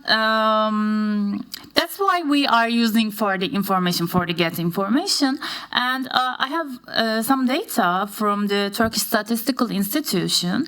The usage of artificial intelligence technologies for the information increased in 5% in the last year.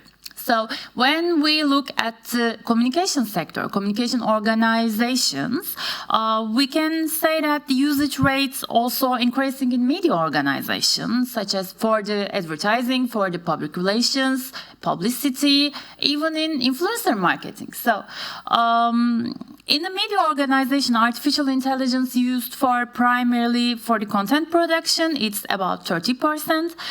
Social media management, it's about 21.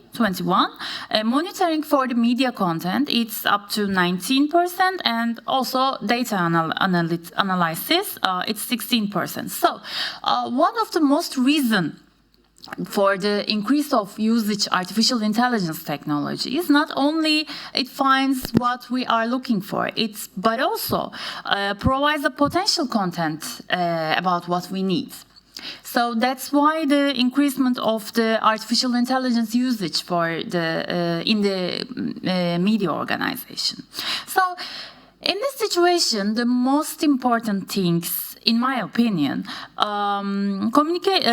it supports the employee's work process. It reduces the workloads in the communication sector. But on the other hand, it creates some important concerns because the concern is about the reducing our communication content quality.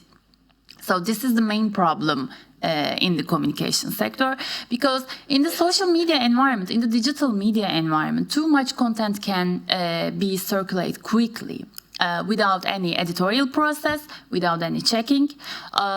So that's why today we are facing the disinformation problem. The main problem is disinformation, fake contents, and we can't understand what is the real ones and from the fake ones.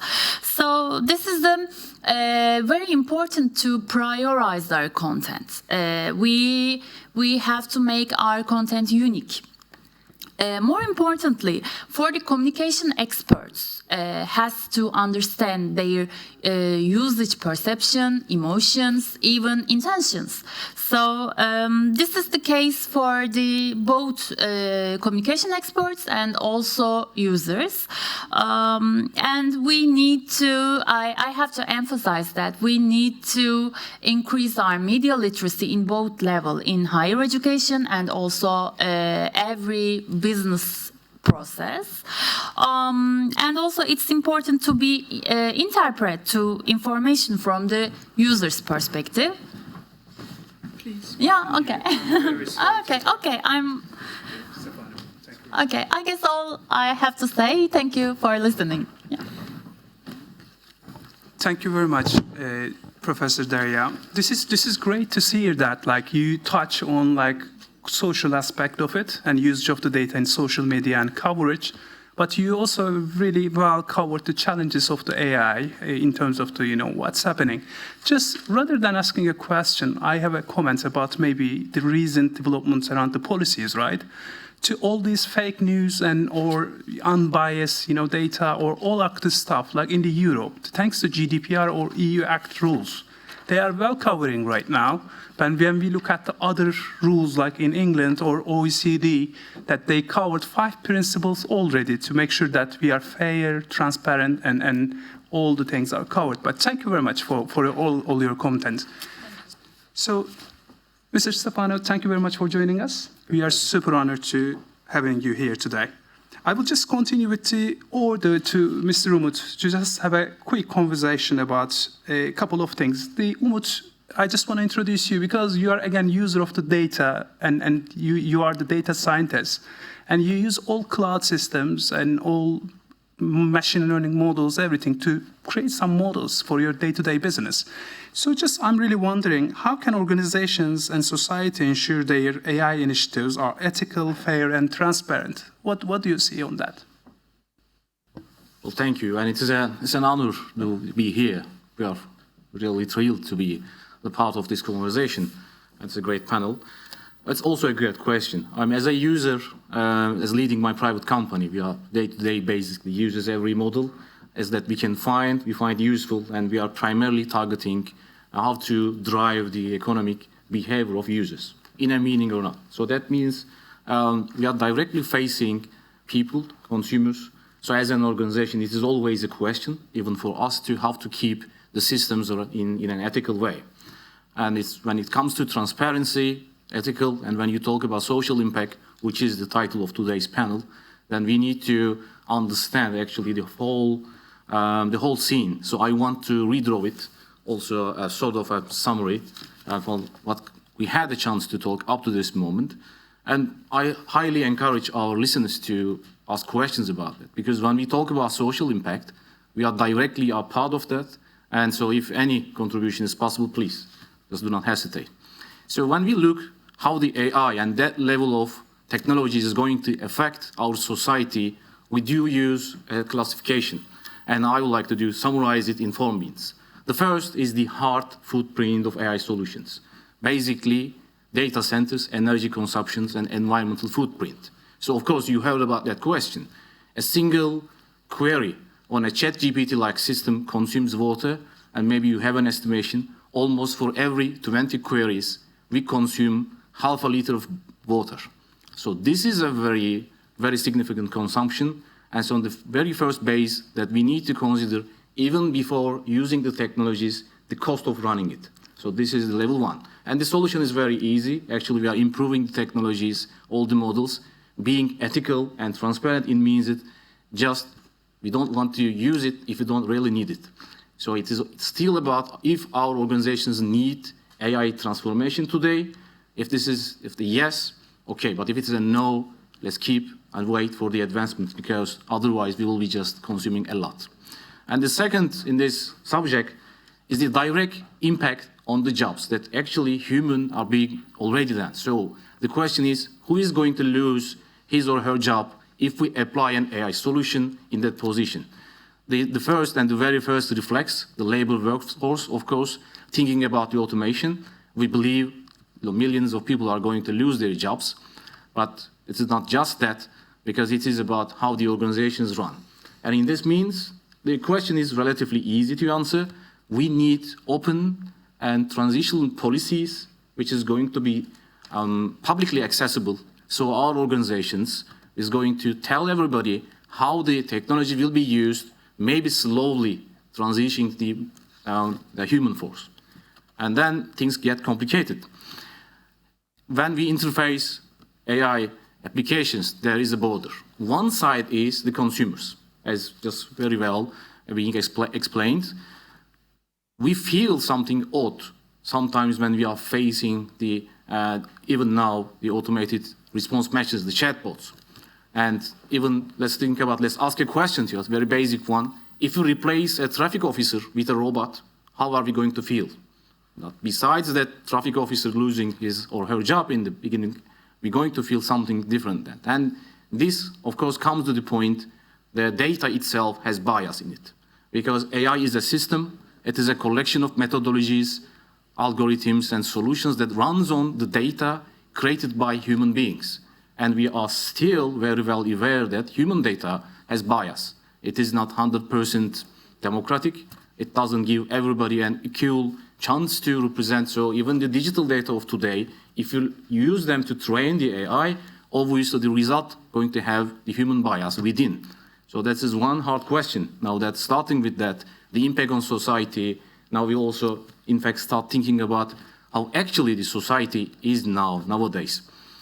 And that indirect and direct applications of AI when we're just getting answers from robots and other machines. So instead of a human being, you need to imagine yourself as a member of society that you are interacting with 100% automated and machines that are trained with the human-created data with a bias in it. The possibility is we are in fact going to increase the amplitude of racism. That's a possibility.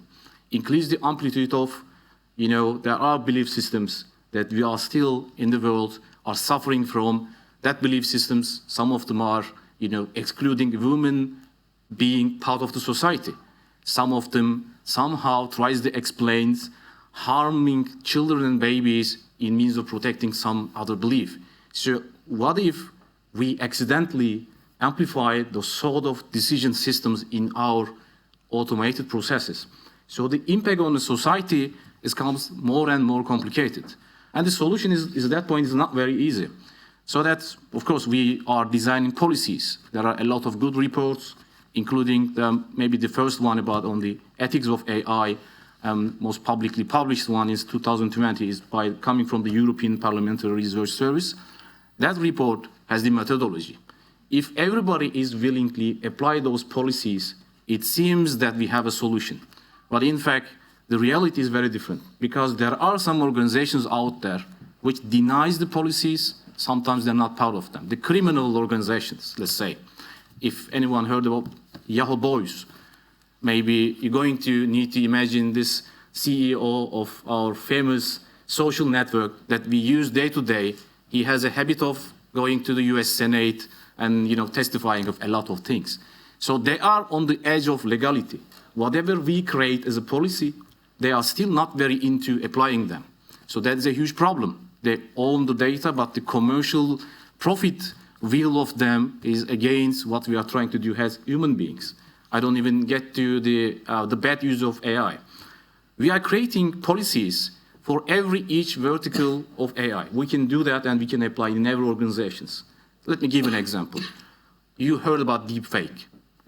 It gets a single image of yourself and make and look like that you are talking.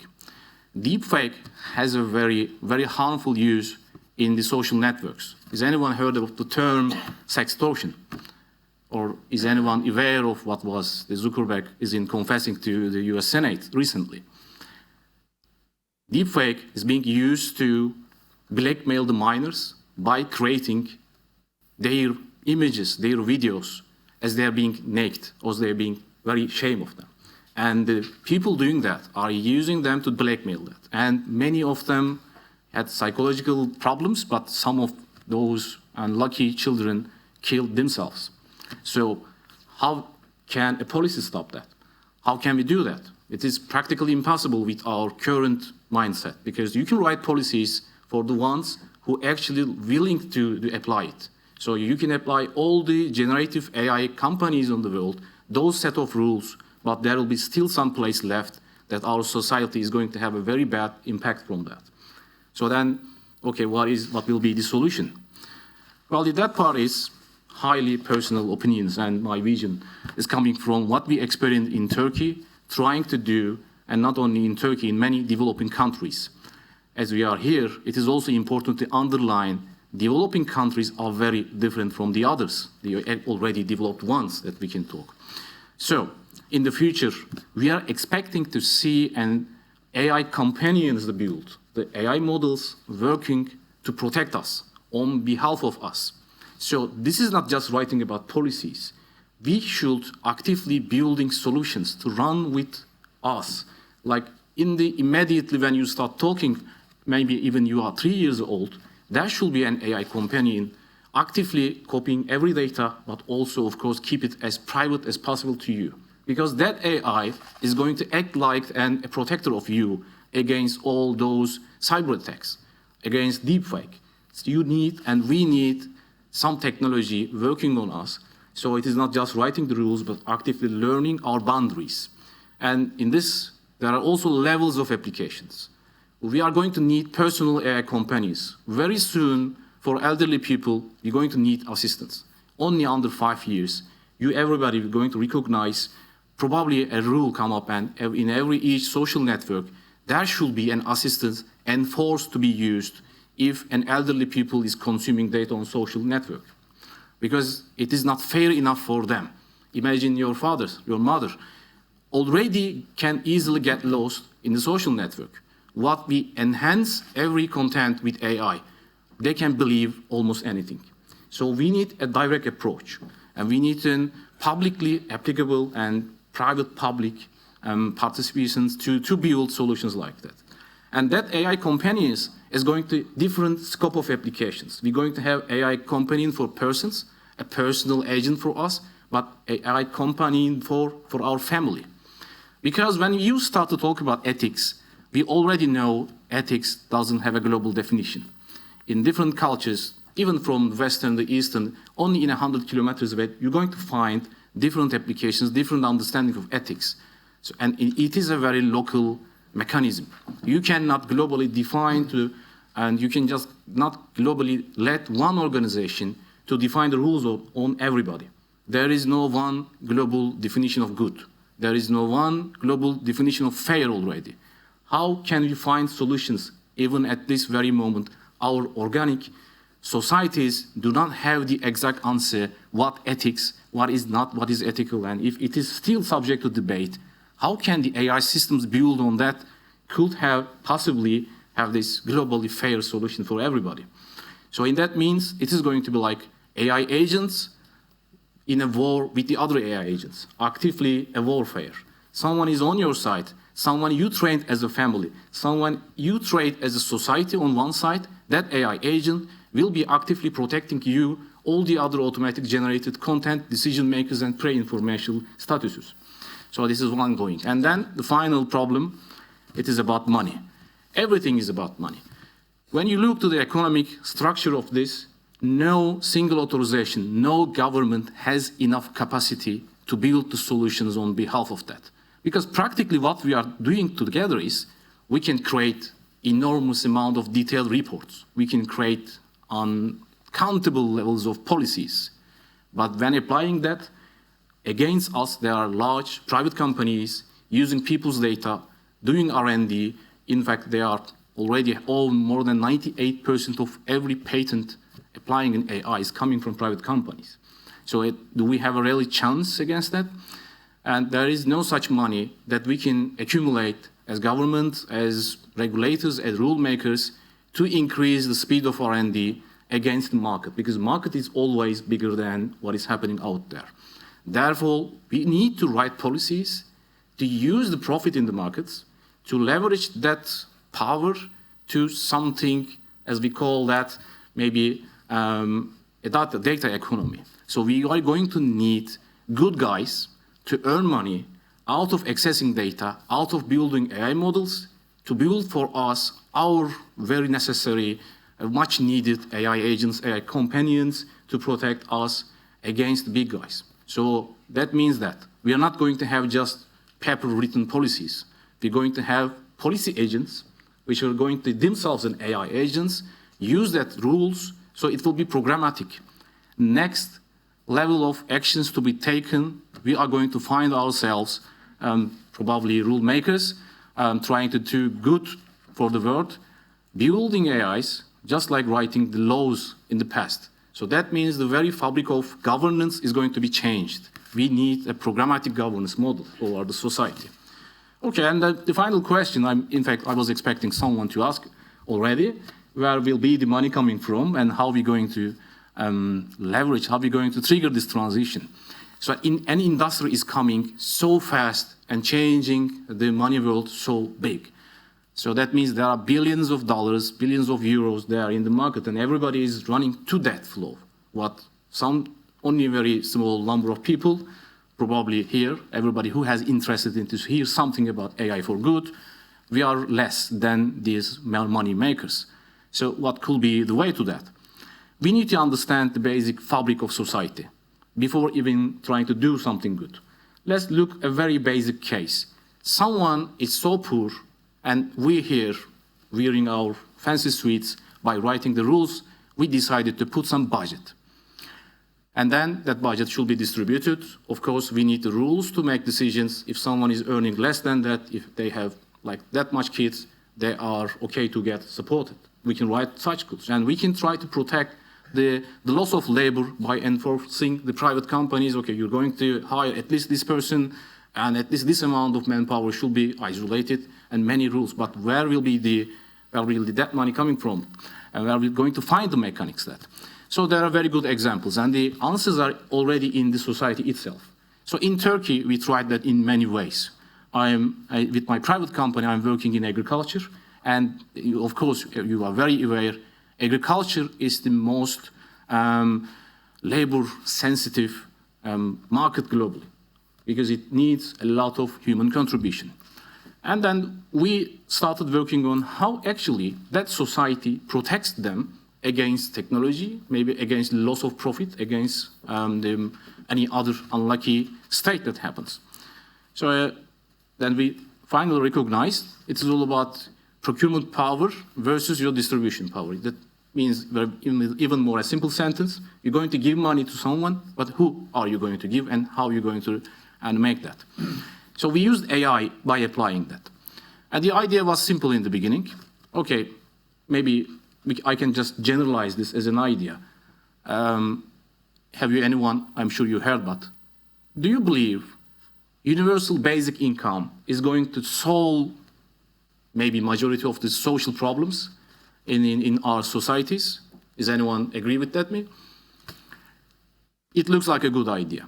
It's on paper, we can easily design like a basic income for everybody, and we just trust them. Okay, this is the money. Educate yourself against technology.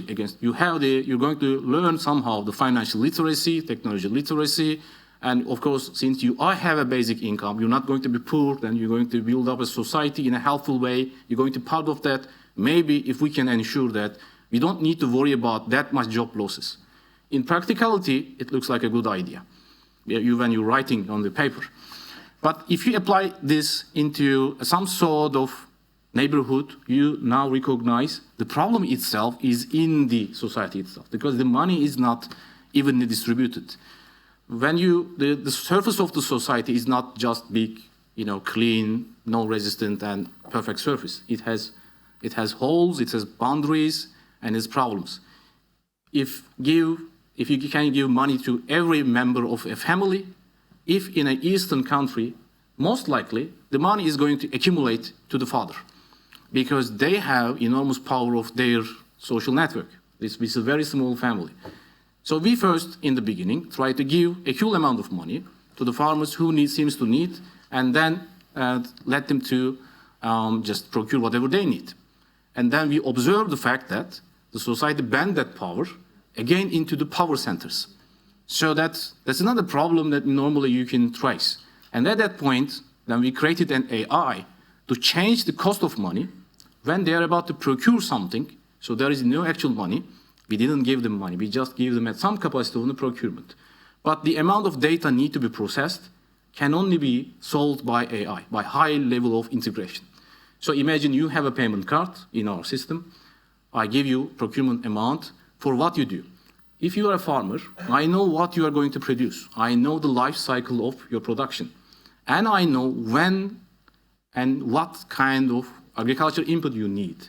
And I have some, obviously, assumptions about the price of that. So that plastic card becomes a programmatic money. And this actually is the only working way rather than widely distributing money to place. And only an AI is that level can process that amount of data to who is going to have how much procurement capacity at what the seasonality. So I hope this is a good example that how the technology can be used, a very old problem, and which seemingly have no actual solution up to this very moment. In the past, we tried as organizations, as countries, as United Nations, try to decide and put a lot of money in the bigger funds, expecting that such impact, but we did not see. when you go to deep dive the details of society, there's still problems that we accidentally, in fact, enrich some of the problems. So this is a good example of how can the future AI could be used and to program the flow of the money, to program the procurement capacity. So instead of simply just cutting, everything, okay, let's keep the people in jobs. It's a very good reflex. We don't want anyone to lose their jobs. It's a very fine point of view. But it is actually a symptom of the technological advancement. So that we need a better solution. In that means, just like I tried to example, we are very into giving grants to increase the development. But once again, in this enormous world, with this enormous amount of data, when everybody is subject to this amount of social data, it is very hard to apply. So this is pretty much like a reverse technology we need to apply. And then finally, in my words, you're going to recognize that this amount of technologies are the only ones which has the capacity to over-personalize and especially process that amount of data. And so that the simplicity of the solution is, if we want to do something, before even building a policy, maybe we should consider building an AI to understand the policy, but can widely apply. But while doing that, widely personalize, try to process the code of ethics within that neighborhood, try to process the code of transparency within that neighborhood, within that family, within that country, and respect what is local already there, but on top of that, do still follow our global goods that we are envisioning in our public organizations like just the OECD.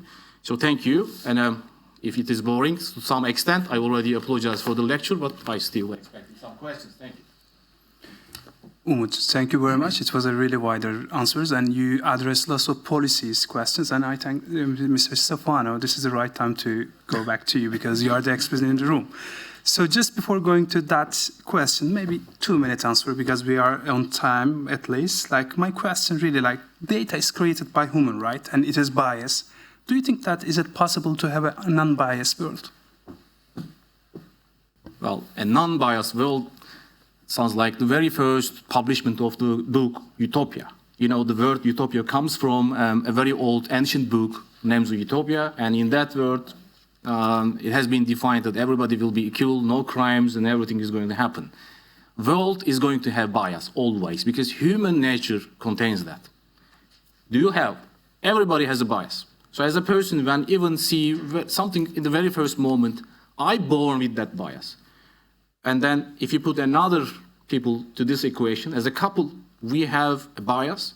Maybe some edges are not common, but then we learn how to manage it. And finally, increase that number of people to a family, let's say to 40, 10 people. Families have their bias, but of course, they also internally fight each other. And then if you just increase the number of peoples and go to the neighborhood, go to a city level, go to a country level, bias will still be there. But once again, we need to find a way to deal with each other. So in that feature, my question is just to repeat myself again. We need some AI to understand us, maybe correct and fix that bias to some extent before we talk, before we declare actions, before we actually do something. So it is inevitable to clear all the bias away from the data, but it is possible that we have a upper layer that just to filter out everything, at least to maybe that bias, that engine, that AI, someday is going to talk back to us and is going to tell me that, Umut, you are actually having to this point with a bias, reconsider yourself. Because that one is going to be much more educated than me. We know that AI, up to this moment, can read billions of books in a second, which I cannot. So maybe there will be a time that I will trust my companion to help me to avoid my bias. Maybe not just get rid of it, but help me to avoid from bad decisions. Thank you very much, Umut. I have more questions, but I will ask later offline, so thank you again. Dear Stefano, I'm pretty sure today is the maybe last session. You are super busy, super tired, maybe. But I just want to introduce you before, closing this session, and then just want to hear your, as an OECD organization, and how do you think about AI? I just want to give you about background because the people might really wonder. Mr. Stefano is the Director for Employment, Labor and Social Affairs at OECD, and he joined this organization in 1991. And of course, he also worked for World Bank as labor market advisor and lead economist. And he has PhD, master, lots of education about economy. So really, we are wondering your key insights about AI today. My question really, when I look at your papers and all your interviews, I hear always that you are talking about labor market, productivity, AI usage, how it impact the market, and of course, lastly, like how it will impact our ethical point of view. So could you please help us to understand better? Thank you. Thank you very much, Ulos, and good afternoon to all of you. First of all, let me thank the NGO, Artificial Intelligence Policy Association, and let me thank also the Turkish ambassador, Halkin, for inviting me to this panel. I always enjoy very much being a panel with the AI expert because this is a technology that evolves so rapidly that even if you have frequent meetings, there's always a lot to be learned. I got a little bit of a feeling that I might take you a little bit back to some more macro sort of considerations because we have heard, for example, even the last intervention, a lot of very concrete ideas in how to possibly handle some of the challenges that artificial intelligence is certainly posing to our economies, actually to our society more generally. So the first obvious observation is that this is not the first time, right? So we as human beings have gone through a number of deep, profound technological shocks. And I think one thing that characterizes we as humans is actually the adaptability, because we have indeed adapted to these major transformations. Again, if we just look at the past, we say, well, this is just another technological revolution. We could say that, when the technology would have gone through, we would be better off. There would be more jobs, better jobs, a higher level of income, and so on. So I guess the question, this was indeed raised by a number of the speakers here, is that what is different this time? Is there anything different, first of all? And I think what might be different are two key characteristics. One, this is what we economists call general purpose technology, meaning that basically, especially with artificial intelligence and with generative AI, affects each and every job, many of our activities, professional activities and actually even personal activities. So it's very profound. And the other, which is maybe a distinguishing feature, is the very high speed at which transformation takes place. In the past, the very deep transformation that we have seen from the Industrial Revolution to the electrification to the steam engine, you name it, even the computer, when it was introduced, basically the speed of changes was rapid, but was not definitely as rapid as this one. And also it was not immediately pervasive, but basically affecting most jobs. So these are the two important features, which in my view immediately have an implication. In the past, humans, we had time to adjust. For course, there were a lot of disruptions. I mean, sometimes we forget that the Industrial Revolution led to many, many people losing their job. Many sort of artisans working their home lost their job because most of these jobs were actually transferred into companies, into fabric, into different places. So each of the transformation led to, a lot of disruption with winners and losers, and we have to take into account that. But the problem is that this speed of adjustment means that we really have to intervene rapidly in terms of with policies, even in a context which is a bit uncertain, in the sense we don't really know exactly how the technology will evolve, but we cannot certainly wait and see how the technology evolves before we actually take action, because then, if we do that, we will always be lagging behind.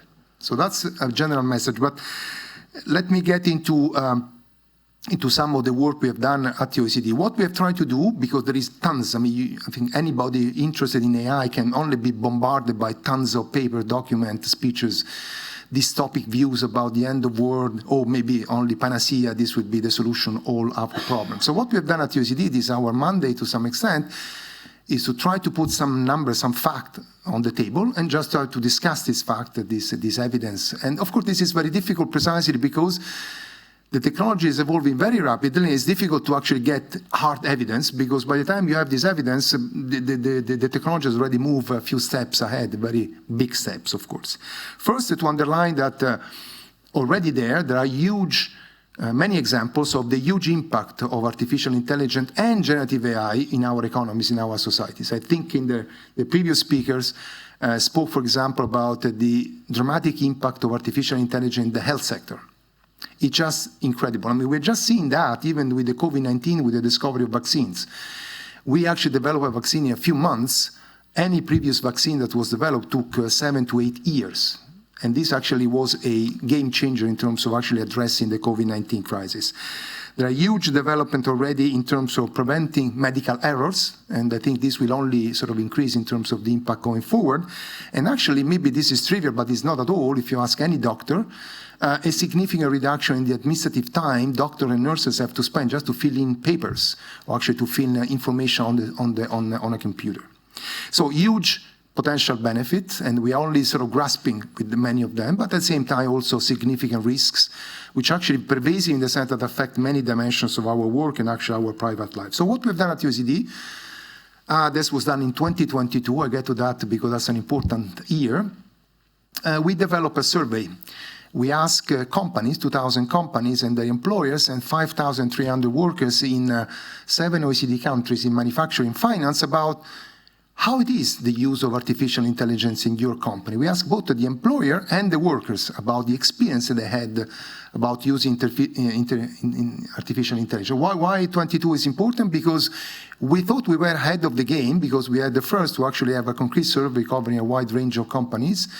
But that was done in 2022, so that was done before actually ChatGPT was launched. So our survey, unfortunately, does not capture the latest development of artificial intelligence, which potentially is changing significantly the way in which it's used, the potential benefit and the potential risk. But bear with me and let me tell you what are the main results of that. First of all, in this survey, there is no evidence whatsoever that employers were, at the time, 22, already substituting artificial intelligence for workers. More than 50% of the employers said that they kept the level of employment constant. Some declined the level of employment, actually increased the level of employment. That's the first point. So there is no evidence, at least back then, of a decline in the level of employment because of the use of artificial intelligence. The second is actually employers said that the major barriers to greater use of artificial intelligence was the cost of this model. These are very expensive. And this is actually one of the main reasons why small and medium-sized enterprises are really lagging behind the use of the technology. But the second, interesting enough, barriers to the greater use of artificial intelligence was the fact that they thought they were lacking workers with the right skills to work side by side with artificial intelligence. So that's already a message. Investing in human capital, investing in training, retraining, it's very important. But then the interesting point is that when we ask workers, that 4 out of 5 of them told us that the use of artificial intelligence in their company improved their performances in terms of productivity, which is perhaps not surprising. But actually, interesting enough, most of them, 3 out of 5, said that this improved the job quality, so the quality of their job.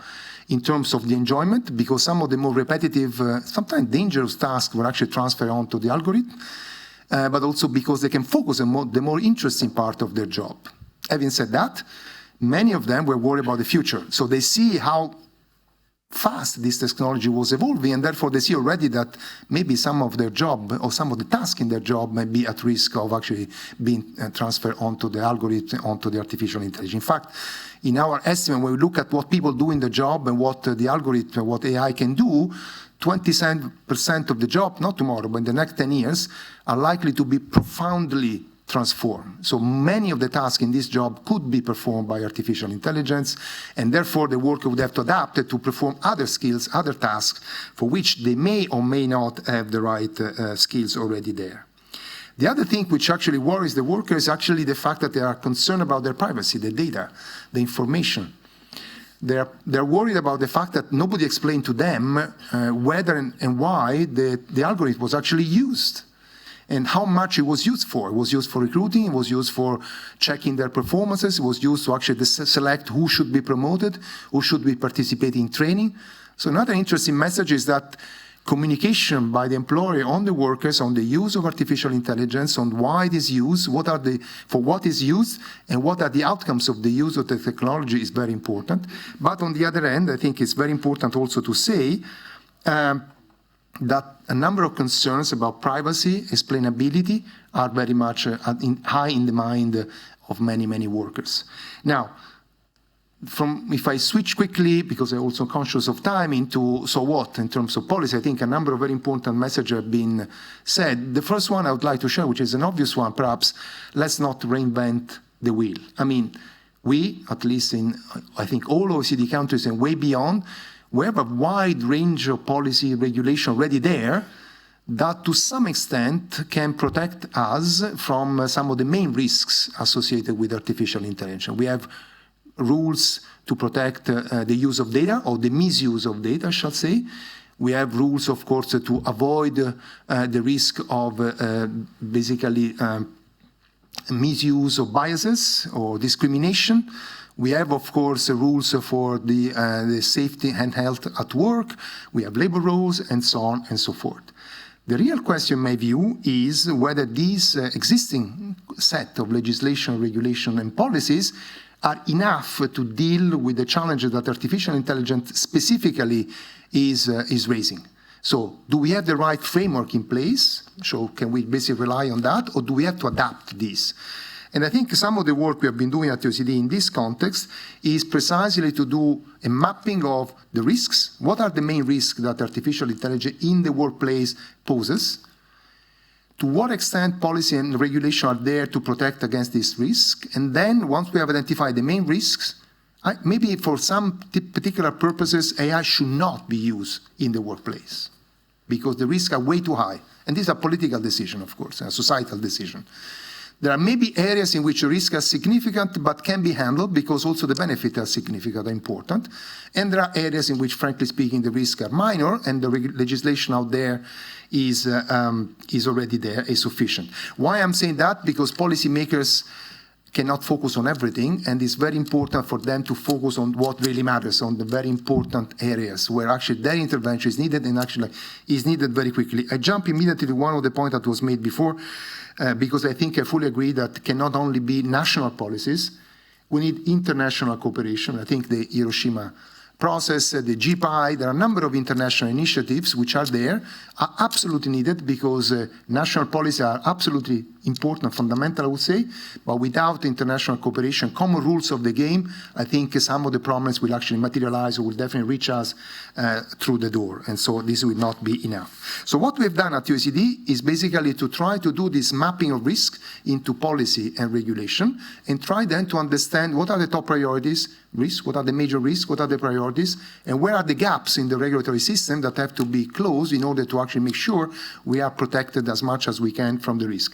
All of that with another element of complexity because the technology, meanwhile, is evolving very rapidly. So the risk might also be changing or become more sort of different to some extent. So we have to keep on doing this very quickly. The risk-based approach is what in Europe, the European Commission used with the AI Act. We actually take this risk-based approach, identify the major risks, and basically define the rules of the game for actually the use of AI. My problem with that is that that regulation, many of the other guidelines we have, focus more on the designer of AI models.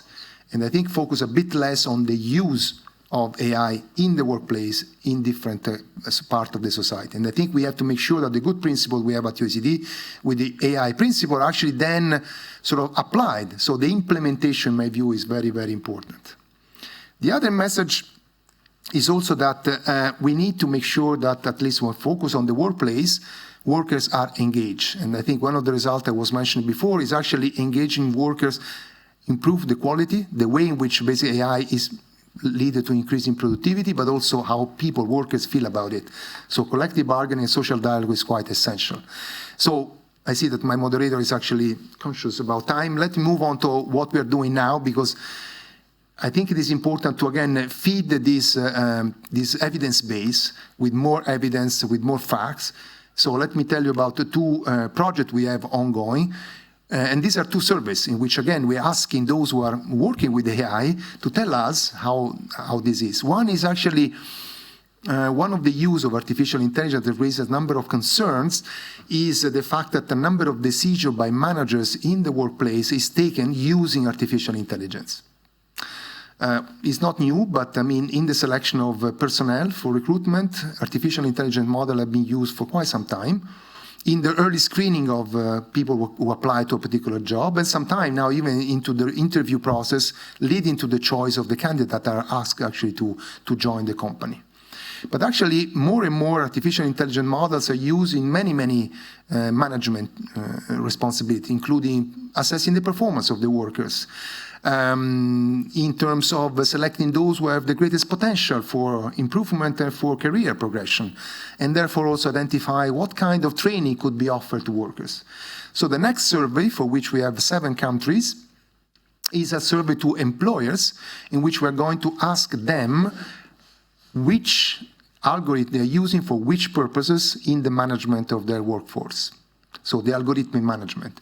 And this, in my view, will shed a lot of light of how extensive is the use of these algorithmic models in order to manage staff, for which purpose they are used, by which type of company. And I think this will, in my view, I hope at least, will give us a lot of insights in terms of whether or not the policy should intervene, including also through collective bargaining or through social dialogue. The second is a survey in which we try to address more the question about why it is that some companies are very reluctant to use artificial intelligence models. What's going on there? We have some suspicions. One is the cost. I mentioned that before. So for small and medium-sized enterprise, using these models is very costly. I think the second, which we really like to drill on, is also that for a large company with a significant sort of a legal office, it's easier to use a model because if something goes wrong, I mean, a worker basically sued the company because he was discriminated in the use of, in a promotion or access to training or whatever. Well, the legal department will be there to address this complaint, and they would have the resources to do that. Now, imagine a small enterprise, 20 employees. That company might not have a sort of a very large legal department or actually a department with the right people to be able to handle that. So in some anecdotal evidence, some of the employers in small and medium-sized enterprises say, well, you know, there are so many risks out there. I cannot use this technology because if something goes wrong, I would not have the tool to actually to defend myself, or to basically try to having someone helping me to assess where the data were wrong, were biased, for example, whether I misuse the tool, the algorithm, or whether there was some problem on the road. So we are trying to do this survey, again, 6 countries participating, in which we're asking small and medium-sized enterprise this time whether they're using AI, how they're using it, what kind of problem they're finding, and so on. These are just 2 examples of how we think we can basically inform the debate, the policy debate, on how to basically promote the better use of artificial intelligence. We cannot stop this process, right? But I think we can govern this process, and the way to govern is with the right policies. Let me conclude because with one observation, because this is an issue that we raise also in the context of the G7, and I'm pleased to say that hopefully in the G7 Labour Ministerial Declaration there will be an annex with an action plan on the trustworthy use of artificial intelligence in the workplace, in which basically some of these policy principles, the risk-based approach, identify the right risk, see how much they are covered by existing legislation, regulation, what are the areas in which we should focus will be included. And actually at the Ministerial Council meeting of the OECD, the ministers of the OECD mandate our organization, the OECD, to develop this action plan for the OECD countries. So I guess we are very much into the business of trying to understand concretely how policy can enhance access to the many benefits that this technology will certainly offer, while at the same time addressing some of the risks that certainly could actually arise by the use of this technology. Thank you. Thank you very much, Mrs. Stefano, and it is really well covered many topics, and it is great to see that OECD covering many topics. Just I have a question, really, as an individual, you know, who is a person spending time with a day-to-day job with the AI. So when I start to do lots of use cases, a couple of countries like Germany, they are really applying GDPR rules to implement some AI use cases, but really limited usage of the AI. So they are really protecting the human rights. They are really dependent to GDPR rules.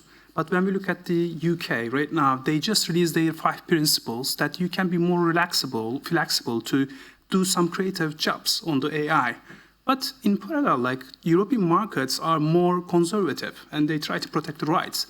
But if I jump to Asia side, they say like, let's build AI, then policy will follow. Do you think that European country is missing something, or there will be some challenges going forward in terms of the economical growth? Well, thank you for this question. This is actually very important. I think, yes, it's true that there are somewhat different approaches. There is more the approach based on good principles, guidelines, and then leave it to the private sector to implement these guidelines. The European, perhaps not surprising, has used an approach in which actually has legislated with the UI Act. There are a few elements here I would like to underline. One is that the underlying principle are very similar. I think all the member countries of the OECD have adhered to the AI principle already in 2019, and actually they have agreed on the updated list of policy principles. So I think when it comes into guidelines and policy principle, there is a significant degree of convergence. The question is more how you implement these policy principles on the ground, through legislation or through, to some extent, clear and then monitor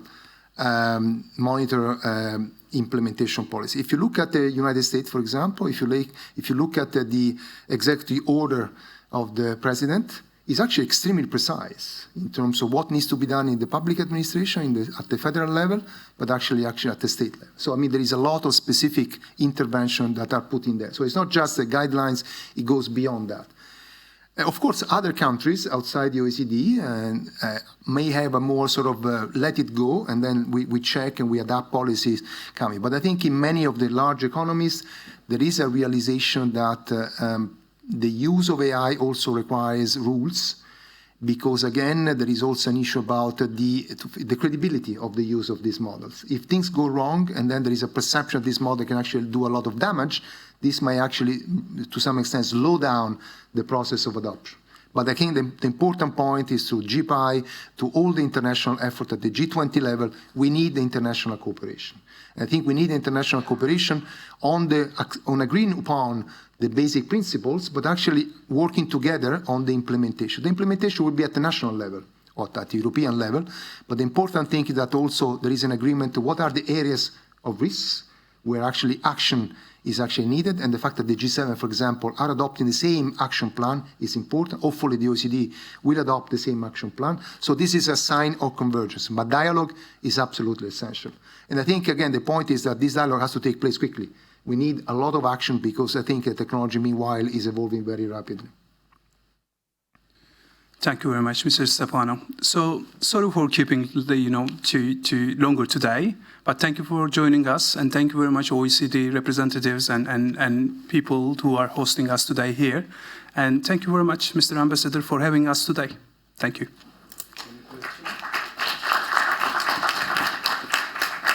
Thank you very much for reminding Mr. Ambassador. Do you have any questions? If yes, we can try to cover. May I ask a question? Of course. Well, I just want to extend very short one. In your speech, thank you, and it's very detailed. And also, I'm just aware of some works that's happening in OECD, just maybe some of the technological advancements. So every meeting is an opportunity. So in your speech, you said that at some point, we may going to find ourselves to avoid the use of AI in the workspace. Maybe we're going to find ourselves to ban it from usage. But there is also the other side of that. One, obviously, it's the same story. Policies versus commercially, sustainability. So what if the companies use the capacity to being profitable as the sustain if they do not use AI? So what kind of a mechanism do we need to let them survive? What if we ban the use of AI internally and we, accidentally destroy some of them? So how can we avoid that? What could be the mechanism to? I see your point, and I think this is to some extent also related to the previous question. So, I can translate that. Is Europe lagging behind by the fact that it has adopted a pretty strict rule on the AI Act compared to other countries, even other OECD countries? And I would like to go back to one of the points. I'd like to have your views on that. Because in my view, many companies, including large ones, are extremely concerned about the reputational risk that a misuse of artificial intelligence may have on their company. So to some extent, having rules that each and every employer in Europe, for example, would have to follow would also create a level playing field within Europe, but it might also reassure many companies to use artificial intelligence because they know that if they follow the rules, first of all, they develop for the rules, so they get something which is not immune from biases, because as you said, it cannot be something which is completely immune from biases, but at least is free of certain type of biases or macro biases, then that employee might feel more comfortable about using that particular technology, right? I think we need to some extent, to regulate on the developers. The developers are largely concentrated in one country or a few countries, but then the big challenge would be to what extent we want to regulate the use of these models by, say, employers. The other thing, again, I go back to the small and medium-sized enterprises, because we do not want artificial intelligence to create a new divide, right, between large companies that can see all the benefit and then the others who are lagging behind. That's a problem we already have in the OECD countries, in which there is a bunch of companies at the frontier technologically and the others lagging behind. One is, I think, one public policy will be not only invest massively on skills, on training and retraining for workers, to equip them with the kind of skills which are needed to work side by side with technology, but actually mentoring to employers, to company managers, to actually allow them to see for which purposes they can use the models with actually good outcome in terms of productivity. So there's a lot to be done also on the mentoring side on the employers. That's why I think the SME work we're doing is quite important in that respect. So I'm not totally sure, it remains to be seen whether the different approach will create basically not a level playing field across the board, to the extent to which, and that's my assumption, that to some extent reputation risk matter quite significant for many companies who might be using the technology. So knowing that they are doing that, they are buying something which has been done respecting certain rules, I think it's important. And again, if you look at the United States, I think the executive order of the president is quite detailed in terms of what is required also to the developers. My problem is actually the fact that the developers are very few. So there is an issue about competition in a market that is dominated by a few players. That's a big issue that probably we discuss also with my colleagues from Science, Technology, and Innovation. Thank you. Thank you very much. And we want to close the session today. Thank you very much for your patience and listening to today's session.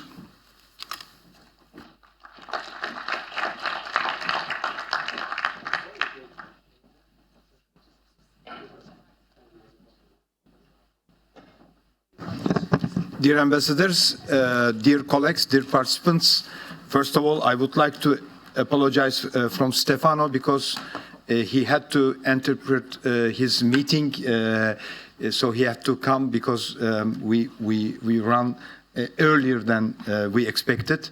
So we have a small souvenir to participate with you. Stefano. Thank you so much. Thanks a lot. This is giant. Okay. Oh, wow.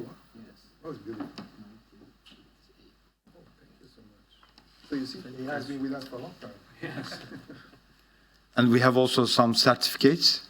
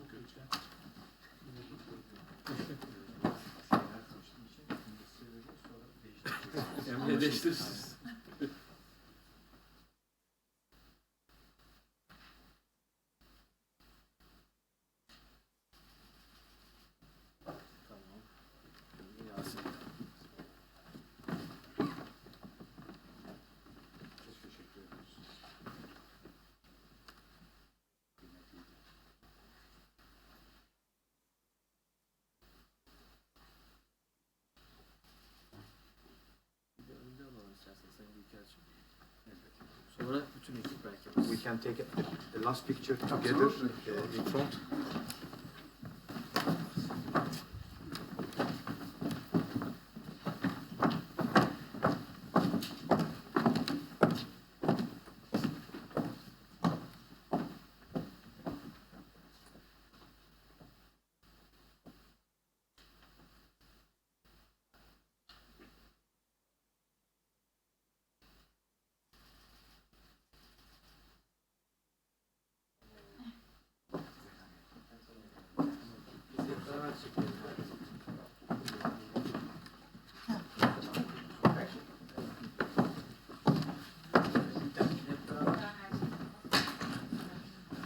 Many thanks for your participation, and we would like to continue this works at the auditorium in the future. Many thanks. Have a nice evening to all. And I would like to thank to my team also, Gülru Hanım, Süreyya Bey, Hediye Hanım, Yiğit Bey. Yes, they work very hard for this meeting. Thank you very much for all.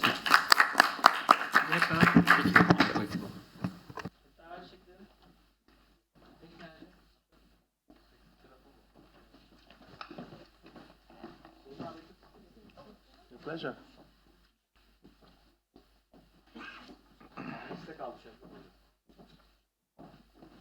Stefano, see you.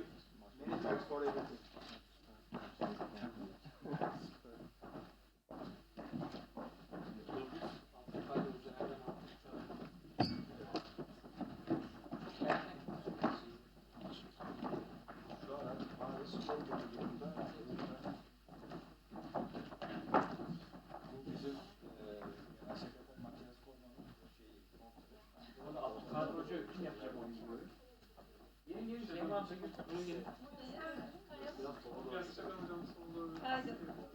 Buraya gelebilir kaç kişi? Böyle dolaşıyorlar.